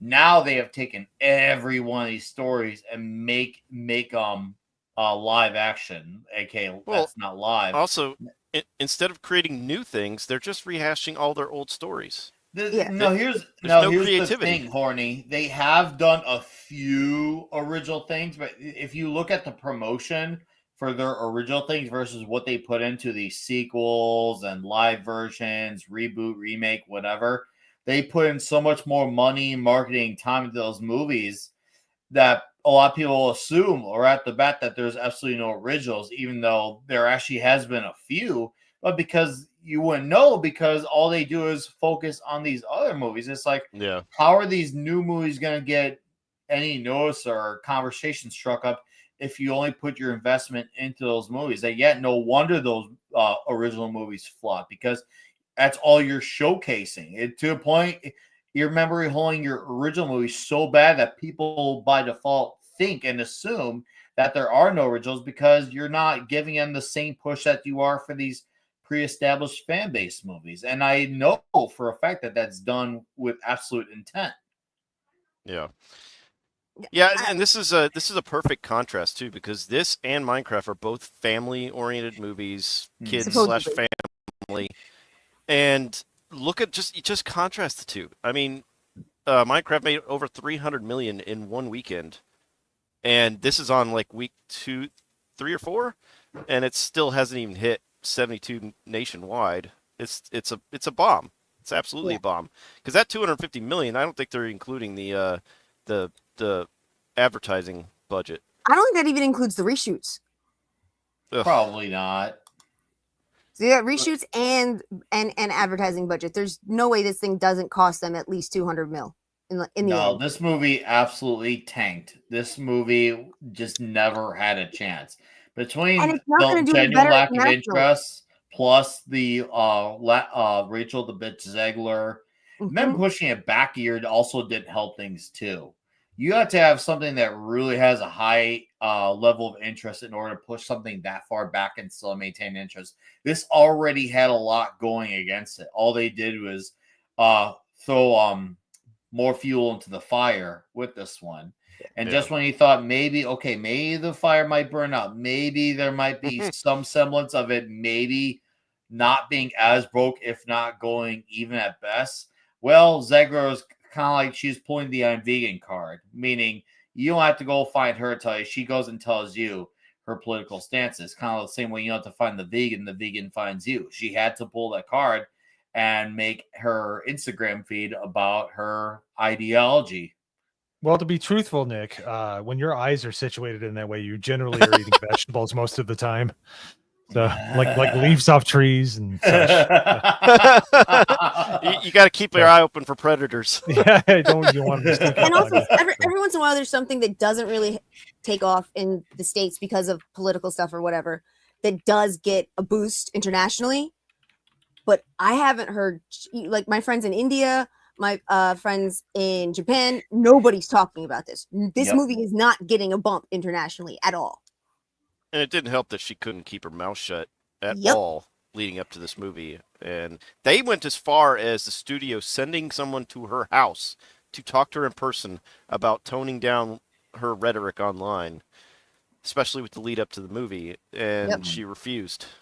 Yeah, they sent one of the actual producers. It wasn't even like they sent someone small. They sent an executive producer, and she basically just ignored him completely.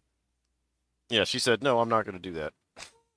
And I mean, almost immediately went online and added more shit. It's just like you're I don't know. Well, On top of everything, like she attacks Israel, and you think maybe she'll actually get the other side to watch it for her, but her feminist shit makes them all pissed off too. So she's got no side. There's nobody to support her. She's No. literally figured out how to alienate everybody. She's unattractive. She's not believable as somebody with a soul. She's a theater kid. She's a theater kid. So when she smiles and she does stuff, and it's just like, yay, and it's like none of it's real. Like, We even don't in her believe real you. life, and even in Yeah, her real you have life, no idea of who she is as a human being. You know, it's always a good reason, a good thing when you have like a long form podcast for someone famous, because it kind of gives you an insight of who they are versus clips that can easily be taken out of context on like a red carpet. Granted, there's some that can't be, but there's a lot that do. And when you're on a long form podcast, you could get an idea of who they are. But when you see the way she is, you can tell right at the bat she's not capable of being on something like that, because she would be a spaz. Because she could barely go on for 5 minutes on social media without having to ram her thoughts on people's throats. And the fact that she has to have a social media manager, which is one of the most useless jobs on the planet, but that's how bad it is. Like that, she has to have someone moderate what she says. I know she was insane. I know she was a theater kid, but wasn't she also like a TikToker or YouTuber before she was discovered? yeah, something like she that. was like Zendaya, or however you pronounce that perpetual 15-year-old boy's name. But it's basically like she's unlikable. There's no real side. Say what you will about Brie Larson. Brie Larson has been real ever since she stepped in it like 4 years ago. Yeah. And It's she like, started are you working excited? out Are and you so- excited about coming back? And they're like, Yeah. I don't know. Do they even want me? she's like, do they want me? Like, it's like it endears you because she's just basically, okay, I'm tired of faking. It's clear she also took exception to what people had to say about her appearance in Captain Marvel. You could see the workout difference in the Marvels. Mhm. You could tell the difference. She definitely took that to heart. Which, hey, I'll give her credit for it. She may have been a raging bitch at one point, but for someone to personally better themselves like that, I'll give credit to anyone for that. That's she is like, okay, I get And it. Ziggler had You're that saying I'm chance. flat ass. I'll actually do something about that. After the D23 screw up on the carpet, when she first said all of the stuff about Snow White being dated and everything else, she had the chance to come back to take a step back, accept the backlash, and change. And what she did was take a step back, get mad at the backlash, and double down. And it's like that. And one of the things I keep hearing is, but she really does have a good singing voice, and that's great. There's a lot of great singers out there. You don't need the attitude and the bitch. You just don't. So, someone in the chat brought it up earlier, so I'm going to go ahead and bring that up now. But have any of you seen the new Tron trailer? I didn't understand it. I have not watched it yet, so we're gonna add that. We're gonna see, give it a shot. Make sure the volume's not too loud. I mean, I've seen both of both the original movie and then the sequel that they finally came out with, Mhm. and I like both of those a lot. But I don't understand this trailer, so maybe you guys can help me figure it out. Yeah, let's go ahead and watch it. I'll give my honest first watch opinion, but let's go ahead. Cyclist exceeding speeds of 120 miles per hour, last seen heading northbound. Unit 12, acknowledging dispatch. Already in pursuit.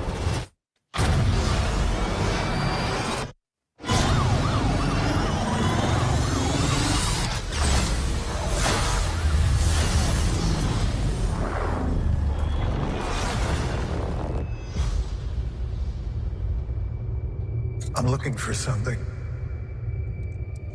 Something I do not understand.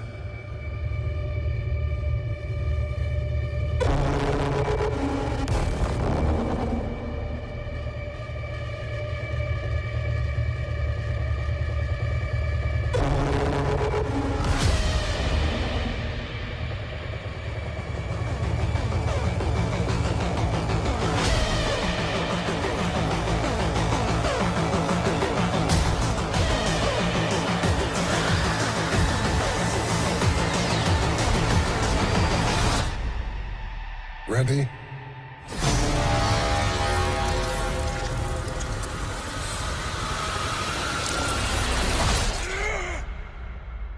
Because there's no going back.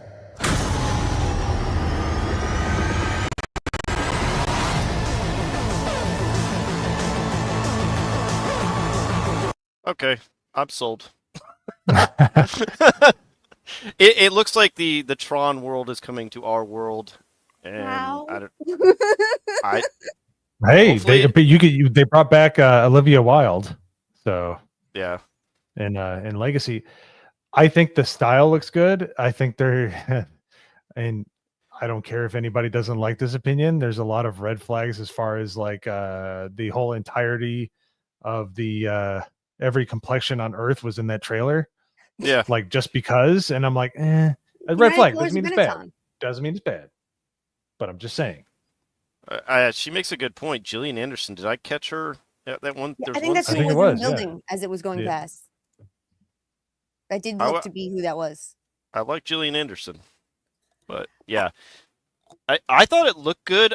I see what you're saying, Mo, but I think they usually launch like a couple trailers before the movie comes out, so I'd Yeah. like to see more. Red flag doesn't mean Yeah. it automatically sucks. Just means Yeah. I'm like, and we're talking about I thought Disney.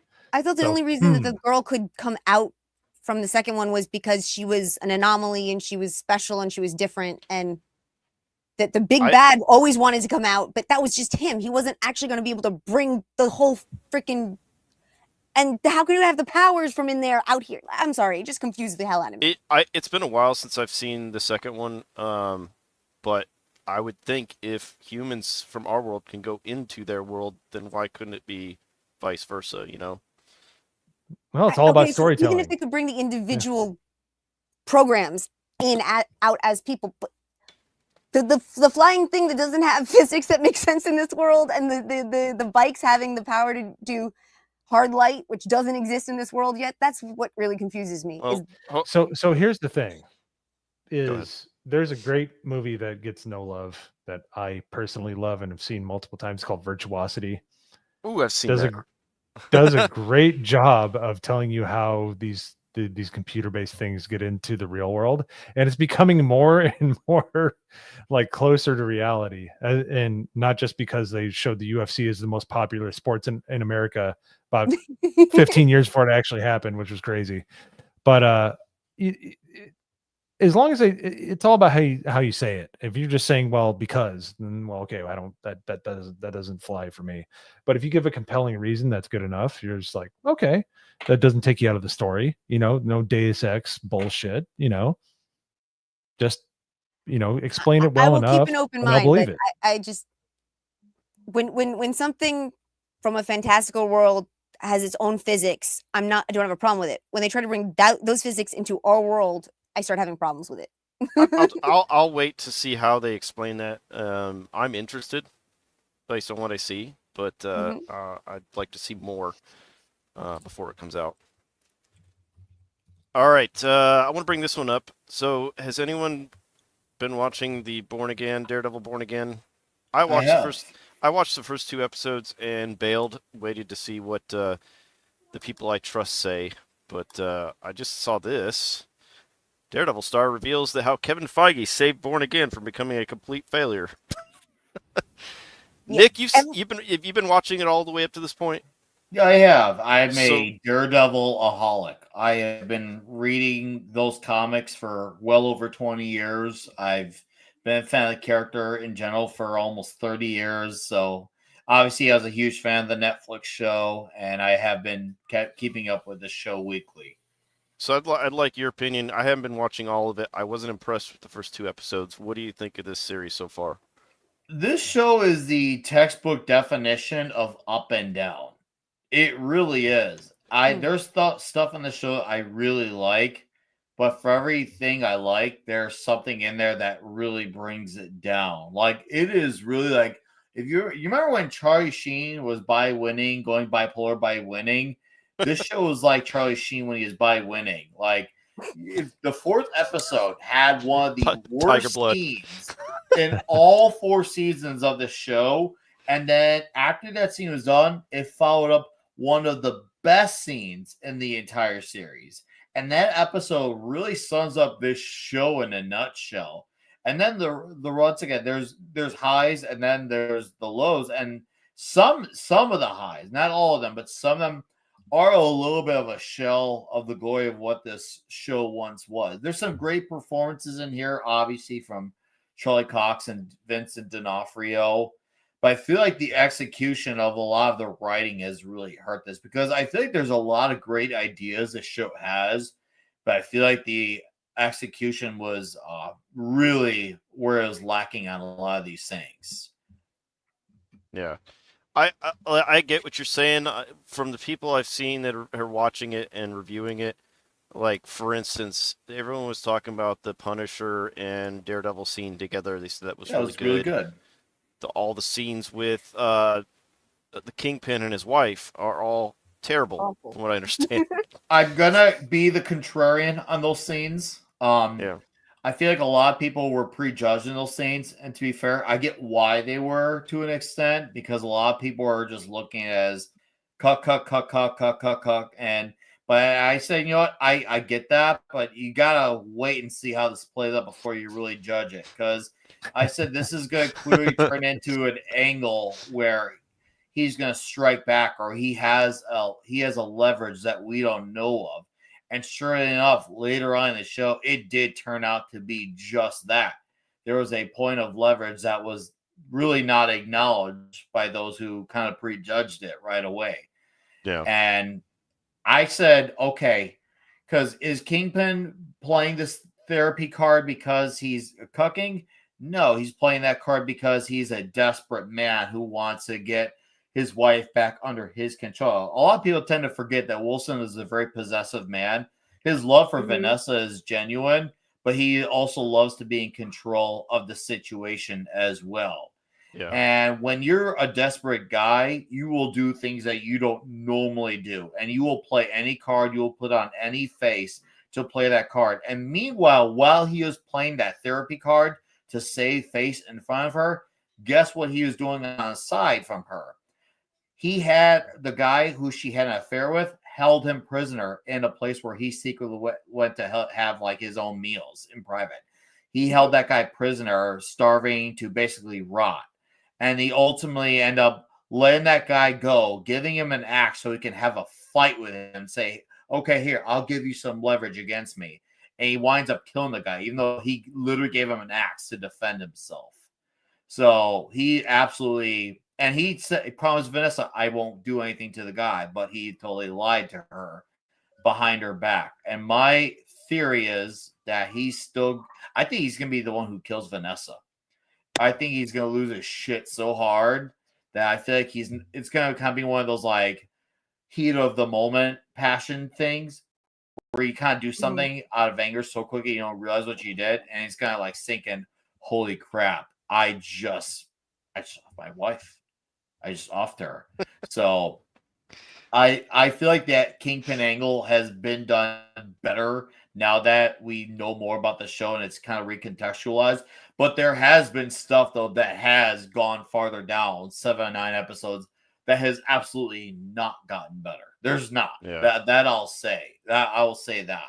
I just had to throw it out there for the Kingpin angle because I feel like that's been a largely ignored detail. And I really like Daredevil. He was one of my favorite Marvel characters. But Mhm. after watching the first 2 episodes, I'm not feeling compelled to watch the rest. So I can understand that. I can really understand that. And for me, this is the first Marvel property where I've really gone all in to really watching some because most of these shows I haven't watched the last few years. I don't care to. I'm not someone who needs to watch this just so I can be a part of the conversation.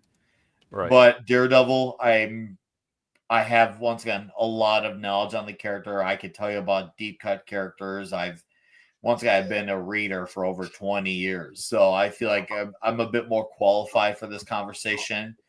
And that's why I felt like, you know what, I'll talk about this one. This was my needle in the haystack because other than that, I really don't go on my way to catch most modern television unless something really, really grabs my attention. Like I saw Landman, that was good. But outside of that, like yeah, Born Again has been the up and down, up and down. And it's going to really be a grand slam at the end if this show's going to have me consider rewatching. Because once again, I'm not a completist either. I'm not someone where I need to see how it all ends. If this show doesn't deliver by the end, I'm not going to watch the forthcoming season. So this Yeah. show needs to have a really strong ending in order for me to judge if I even want to go forward. Because I've given it more than enough chances, and its bag is so mixed. It's like when you get the best candy in the world and also the worst candies that you hate at the same time. That's this show, really. Then you have to take all the time to sort through the bag to get the ones you like. Yep. And that's what this show has been. It's sorting through a bunch of stuff that you like, and you can tell there's once again stuff that could have been good. And I think that's what makes this all the more tragic is there are ideas that could have been played out well because of the writing that they have involved. They don't have good writers in the show. When you look at the qualifications of what these writers did, it's not there. It's just not Yeah. there. I look into their credit history and it's not great stuff. And it goes to show you once again, you can be a great actor, not just a good, but a great actor. But that has a limit too when the writing bogs you down. At the end of the day, it all falls down the right. I'm not even the type of guy where I can forgive bad CG if something is still being very entertaining and engaging and I'm still immersed in the story. Because especially with a TV budget, you got to compromise. I get it. Shit will never look as good as the movies. Fine. But when the story doesn't hit, well, then you start picking apart at the other little things that you don't pick apart as much because now that the show's gotten you mad, now you want to pick everything else apart because of the main thing that failed, which is the story. Yeah. I've been paying attention to Duke Devil's reviews a bit, and he was not really liking it that much, so I didn't take the chance to watch it. But he's in the chat, like he's actually says he's literally editing his review for the last episode right now. So given what Nick has said, so basically we're in the Mr. Good bar as far as the Hershey multi-pack. Like we're at the it's all right. Yeah, I would say, yeah, you're absolutely right. That's perfect. Absolutely right. Perfect It's analogy. tolerable, but I don't like it. Yeah. There's things Eat- about eat- it I do like. I'll say it. There are things about like I did like the villain that they had, Muse. But then the one problem where they went wrong with Muse is when they killed the character. Because he actually had something good going with him.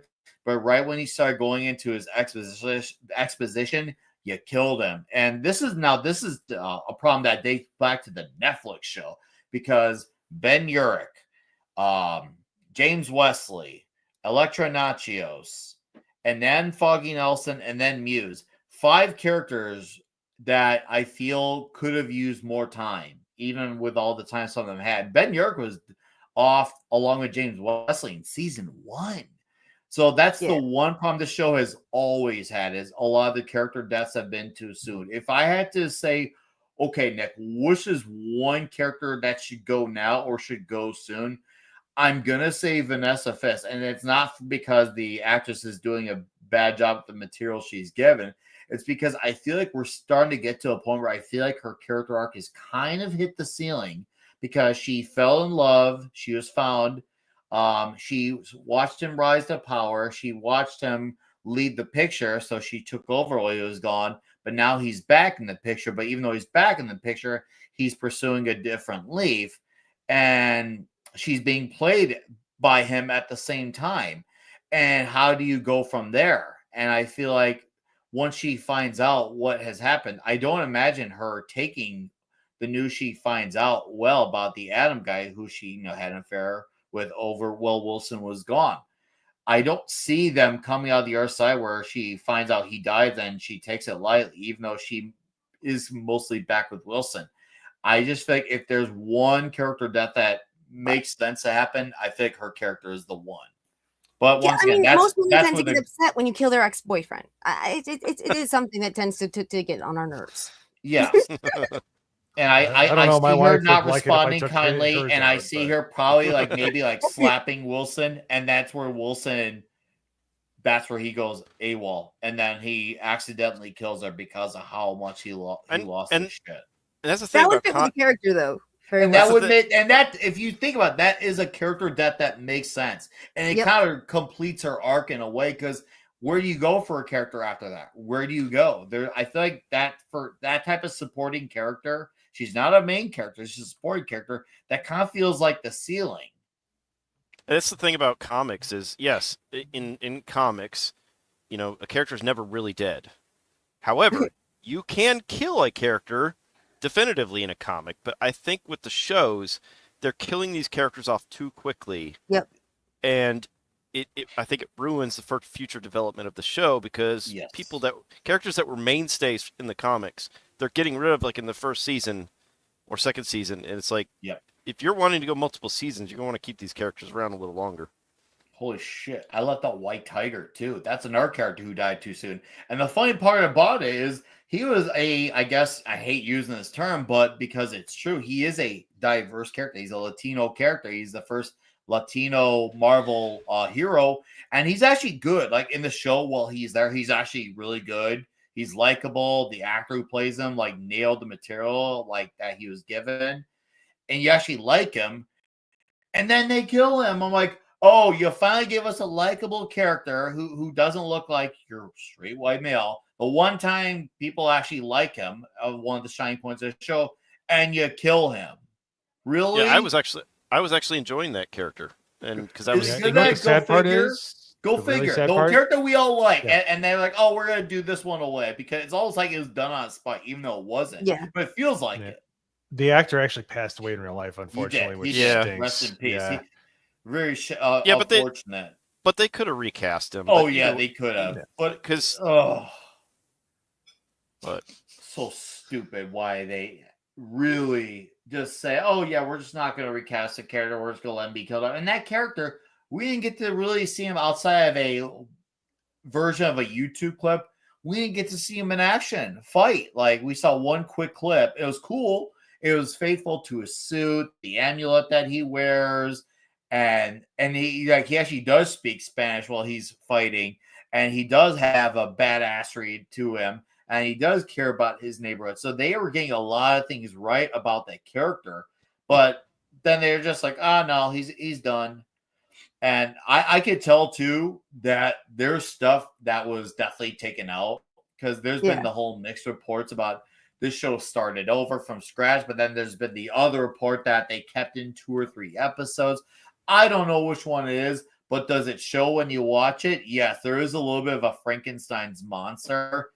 If I had to guess which one happened, I think it was the 2 or 3 episodes were kept in. I think that's what happened. And they're like, okay, let's start from these 2 or 3 episodes and we'll work off of that. I think that's what happened. I have a hard time believing this was completely scrapped. The reason why I think that was not completely scrapped, to me, that's an admission of defeat. And to these writers who are very obsessed with their ideology, they're the types who would rather get their freaking gonads eaten off by a piranha than to admit that they are wrong about anything. If you had to say, which one are you going to do? Stop brushing your teeth for the rest of your life or admit you were wrong about something ideology-wise? They're going to stop brushing their teeth for the rest of their life. Don't even question it. I mean, you should watch it, but you get the point that I'm making. Mm-hmm. Because that's fucking weird to stop brushing your teeth. But to them, Well, yeah. that's how in love with their ideology that they are. Well, on a lighter note, I've got another video clip for us to watch. Have y'all seen the new Naked Gun trailer? Looks fucking Yes. I haven't seen it yet, so again, this is gonna be a first time reaction to it for me. So I'm never on a show where I'm the only person who's seen things. This is fun. Oh I- my goodness, this is so good. I haven't watched this yet, so Oh, all right, here we yay. go. All right, here we go. Is it gonna play? There we go.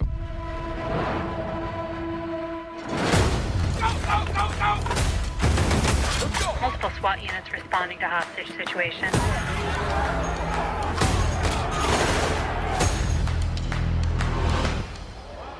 Hey, little girl, stop.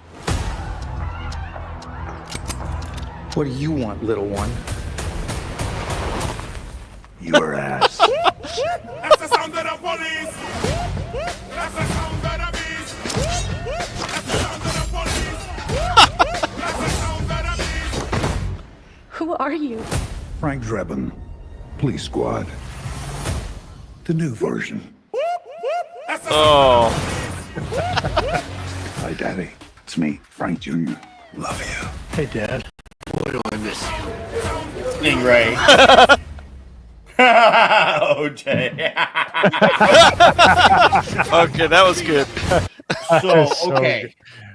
I originally went on my way to avoid this trailer because I was so against the idea of a remake of The Naked Gun, and I assumed it was because it had that title. And then all of a sudden, I heard from my buddy Tom from Midnight Says, like, oh, no, dude, this moves a story forward. I'm like, hold on, what? It moves a story forward? He's like, no, don't be misled by the title. It's just The Naked Gun in name only. Not in terms of it changes the story, but it actually moves the story forward. And he said it should have been called Son of the Naked Gun. And after watching this trailer, I couldn't agree more with the statement. And now I'm like stoked for this movie. Yeah, I didn't know it was a sequel. I thought they were redoing it. So seeing that it's a sequel and they're actually moving forward, I am more optimistic about it. And the humor does seem very Naked Gun from the original Naked Guns so far. Yeah, and you know what? Here's the thing that a lot of people, including my generation, I'm quickly going into AARP levels of age, but even in the 80s, we thought Leslie Nielsen was always a comedic actor. No, he was like an Airplane and stuff like that. He was a straight-laced actor. He was always in westerns and movies where he was just would never laugh or be silly and stuff like that. Just what he became from the 80s on. But in that sense, the spirit of what he was supposed to be in The Naked Gun and Liam Neeson is the perfect absolutely actor for that, because Liam Neeson, while he can be funny, is very straight laced, and if he wants to do funny while being serious, he's I can't think of anybody else that would be better aside from maybe Tommy Lee Jones, but even then, I think Liam Neeson still loves to do the silly stuff, so I think he's great. I think he's great, and I can't wait to see this movie. It's a return to form. Yeah, the funny thing you mentioned is that he was a straight-laced actor. But he didn't change anything. They just put him in a comedic atmosphere, with comedy around him. He's still being deadpan serious, and I wonder if they got the idea to make him the son from that one little 15-second sketch where he was in Ted. You remember that? If you don't remember that clip, it's funny because he's deadpan asking about cereals, and everyone's just laughing at him. But yeah, I think he'll do well in the part. I hope he goes undercover and his name is Enrico Palazzo Jr. So, but I would imagine they would have callbacks like that. I'm looking forward to this movie. It looks like it reminds me of in as far as like the spirit, like Tropic Thunder. Like it's just like, please tell me we're getting back to this nonsense because I love it. I miss it. I miss just laughing at stupid crap. Oh yeah. You know, Yeah, and this looks like something we've been wanting for 15 years. Yeah. That is something that has suffered in the quote unquote woke era is comedy. Comedy, people that are You far have to be able left to make fun of things to have comedy. Well, people that are far left ideologues have no Yeah. sense of humor. They can't laugh That's about it. anything. Everything is so serious to them. So getting something like this, we need comedy back. We need that to make Yep. people laugh in our society. Bring back that is something that's been missing for too long. I Oh, would agree with that absolutely. 100%. I got another clip, unless you guys want to talk a little bit more about that movie, but let me go ahead and bring this up. Get it up. I have not seen the new Superman clip that came out. Oh, I have things to And- say. I think that people I are don't not think I've gonna like. seen this one yet, but I'm not sure. Yeah, we're gonna watch this. So let's see. Bring this. There we go. All right, here we go.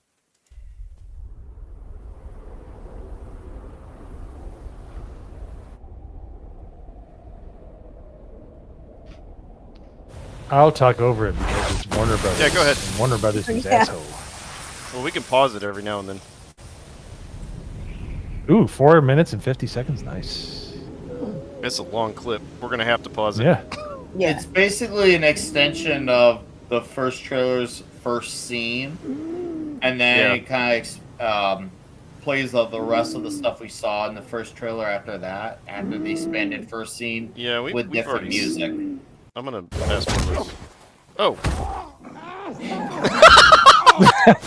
Yeah, I know how that feels. Stop it.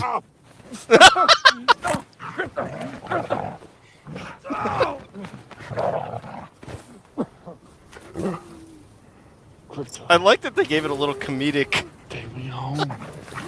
It's one of the better comedic parts. I'm surprised the dog didn't just jump on his balls like they all love to do. Yeah. Yeah, that's what dogs do. Dogs, I feel a lot of people kind of forget that about dogs. Is yes, dogs would absolutely do this. I like dogs. It starts to sink in. Oh, hold up, my guy's hurt. I gotta do something a little different. But of course, they're gonna, that's what they do when they're excited to see you. They're hyper, they go crazy, and then it sinks in. I like dogs, but I'm a cat person and I've never owned a dog, and maybe that's my problem with it. But to me, that scene is just Fortress of Solitude. like Crypto was had superpowers, but he also had intelligence. Crypto was either a wolf or he was a white lab, pause it. and he was really, really smart. Yeah, And that whole scene makes it feel like that's not Crypto to me personally. I Mhm. really don't. Everyone else seems to love this scene, and that's why I said people are not gonna like what I have to say. I hated that scene just now. It was funny, but I hated it as a Superman scene. See, I actually know Superman stuff. I mean, once again, another obsession. I feel like, yeah, Crypto's smart, but that doesn't make it not like a smart dog isn't incapable of doing something like that either. Once again, excitement's excitement. That's a universal. Excitement is fine, and when he dog jumps on his trait. first time, that's fine. But the minute he goes ow, and it's obvious he's covered in blood, the fact that Crypto keeps Have going. you read Superman this for All Seasons or All Star Superman? Who's All Star Superman? Have you read All Star Superman or Superman for All Seasons? I read Superman for All Seasons. Yeah, I was gonna say you'll see glimpses of this type of crypto-like behavior in these stories. Yeah, he's a dog. He's smart, but he's still a dog. Yeah, know? it's like So- Brian from Family Guy. You know? Yeah, he's really smart, but he still has dog moments. Yeah. I don't know. I've read plenty of Superman that had Crypto in it, and it just feels like he's too regular dog. I don't know. No. All right, let's keep it going.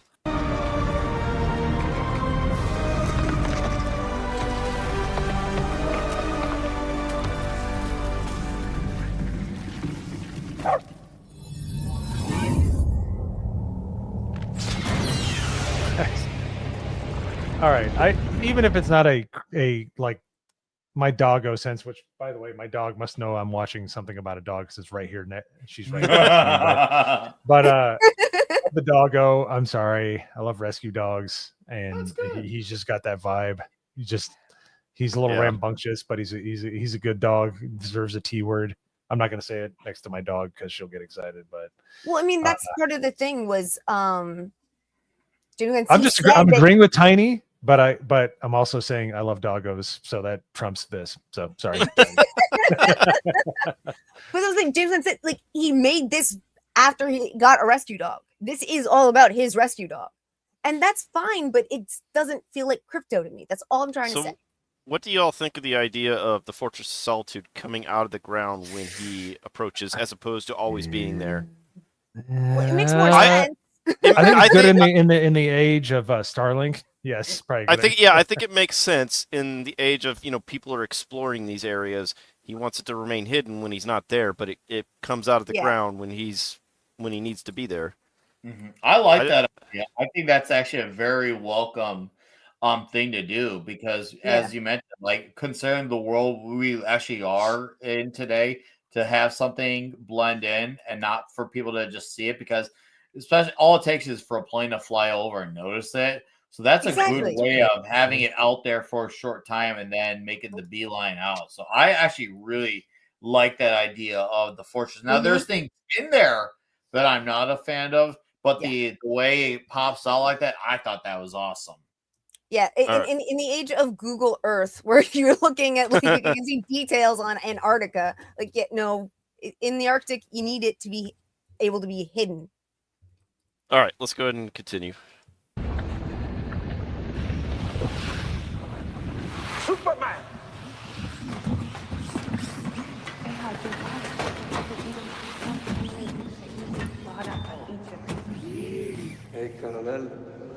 Okay, so I've seen people talk about like the design of the androids, but I kind of love the Max Fleischer-esque kind of like 50s futuristic. Yeah, I always love that retro future. I love retro future. I unapologetically like clean retro future. You obviously have used future like in Star Wars, but I love this kind of what we thought it would be like in the 50s, like George Reeves Superman robots or something like that. That's why I like the Fallout games, because they have that retro future look to it. Obviously, it's apocalypse, but what it was before the apocalypse, it was a retro future look. But yeah, absolutely. No need to thank us, sir, as we will not appreciate it. We have no consciousness whatsoever. Merely automatons here to serve. He looks annoyed. Meet her. She's new. He looked at me. 14 fractured bones. Damage to bladder, kidney, large intestine, lungs. With a healthy dose of yellow sun, we'll have you up and at 'em in no time.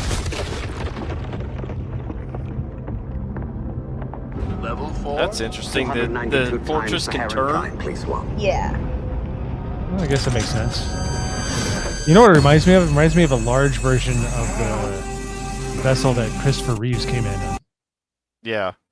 Like the giant snowflake that he traveled to Earth in, know, in the 78 Superman. Yeah. So, anyways, some people have complained. I've heard people review this, so it's not like I haven't heard about this trailer, but people complain that like he's hurting when the sun hits him, even though it's healing him.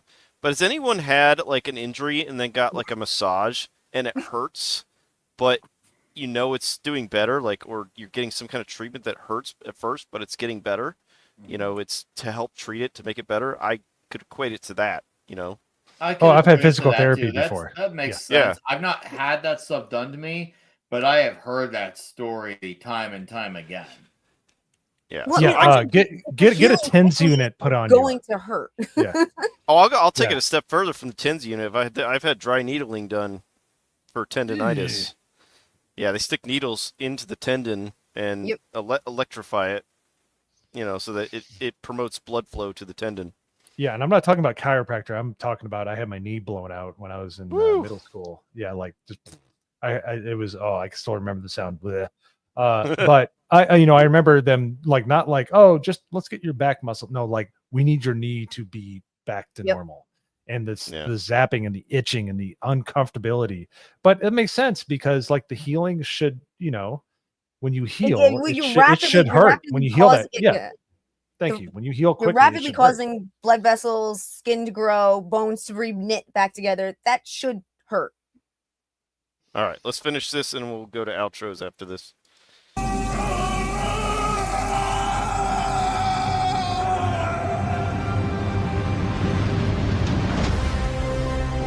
Oh, I love that shot. That is a good shot. Yeah, that was Who's back?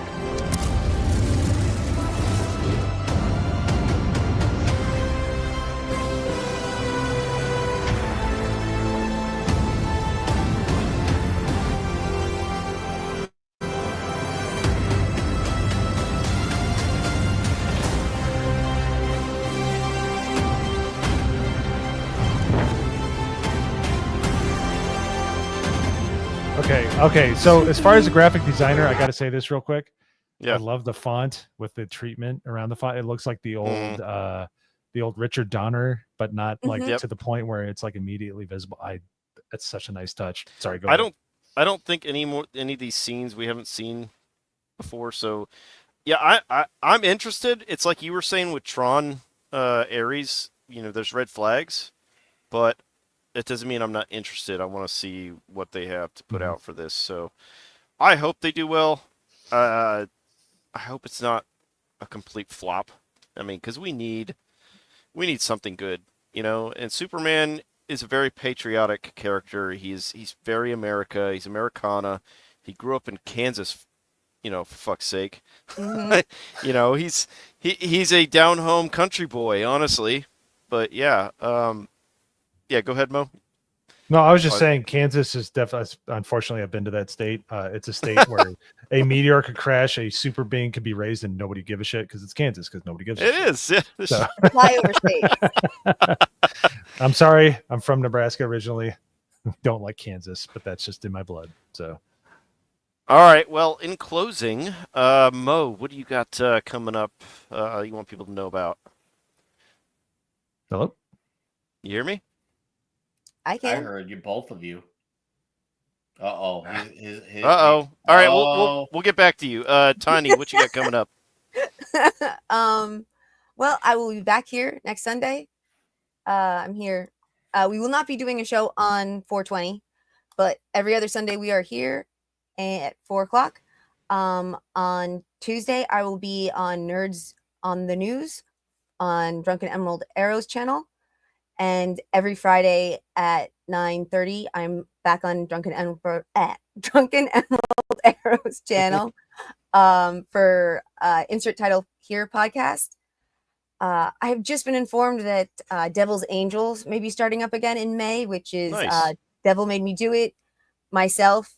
Our original other two angels will no longer be coming back, but we have two new angels coming in that don't know if I'm supposed to say yet, so I won't say. Nice. We just finished season 2 of Curse of Strahd on Heavy Metal Nate's channel. We will be coming back in May again, but with season 3 of Curse of Strahd.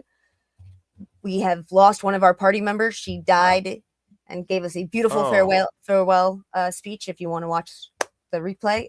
And mostly that's it.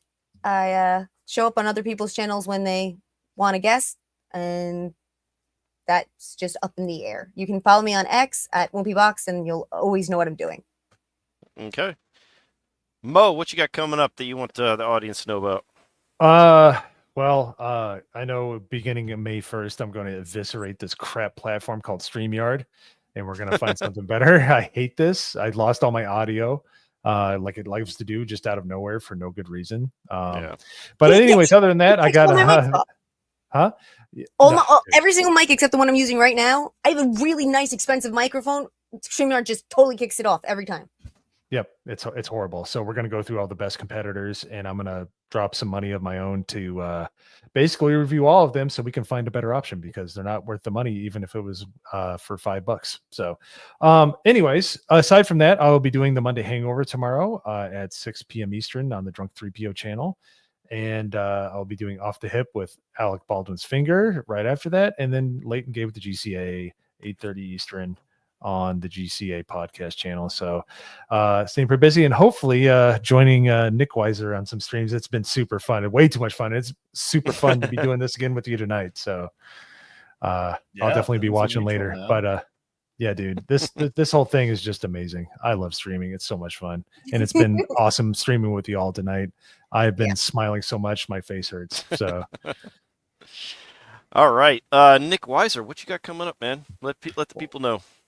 All right, so shout out to Drew for inviting me on. A pleasure hanging out with you, Horny, Mo, Tiny but Fierce, and chat. Thanks for hanging out with us. On my channel, let's see here. I got Toxic Tuesday. Tuesday night, we'll be talking Jet Li's Hero.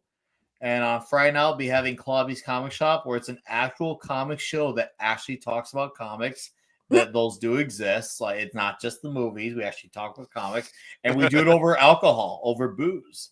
So it's a drink and chat show. So it's great, and I've gotten pretty loaded on the show. So bad decisions do happen, and I regret none of them. All videos out this week again. My latest videos, I did a review on A Working Man, the Jason Statham movie, and I did a 5 Daredevil comics you should read if you do or do not watch Born Again. So you benefit from the video regardless of whether you watch the show or not. So, and that's a 16-minute video that I would highly suggest people watch, because I've actually had people tell me they felt it was a very informative video from actual YouTubers. So go watch that. Check out my channel, and yeah, hopefully you like what you see there. Once again, thanks for having me, guys, lady. I hope to see you all again somewhere, whether it's here or on our stream or in Vegas. Heck yeah, Vegas. Let's go. Yeah, Vegas. Nick, thank you for being here. We appreciate you being here for our guest. We'd like to have you back anytime. Would love to do it. Mo, thank you for filling in for Drew. It's appreciated. I am Horny Alf. You can catch me doing game streams throughout the week, Monday, Wednesday, Friday, Saturdays, and then when I'm not here on Sundays. However, I did say earlier in the stream, starting next weekend, I will be in flux because I'm going to be moving, so I may not be streaming as often until I get situated in a new place. But other than that, this was Pop Culture Patriots, Episode 9. Thank you for everyone who's here, and we will see you next week.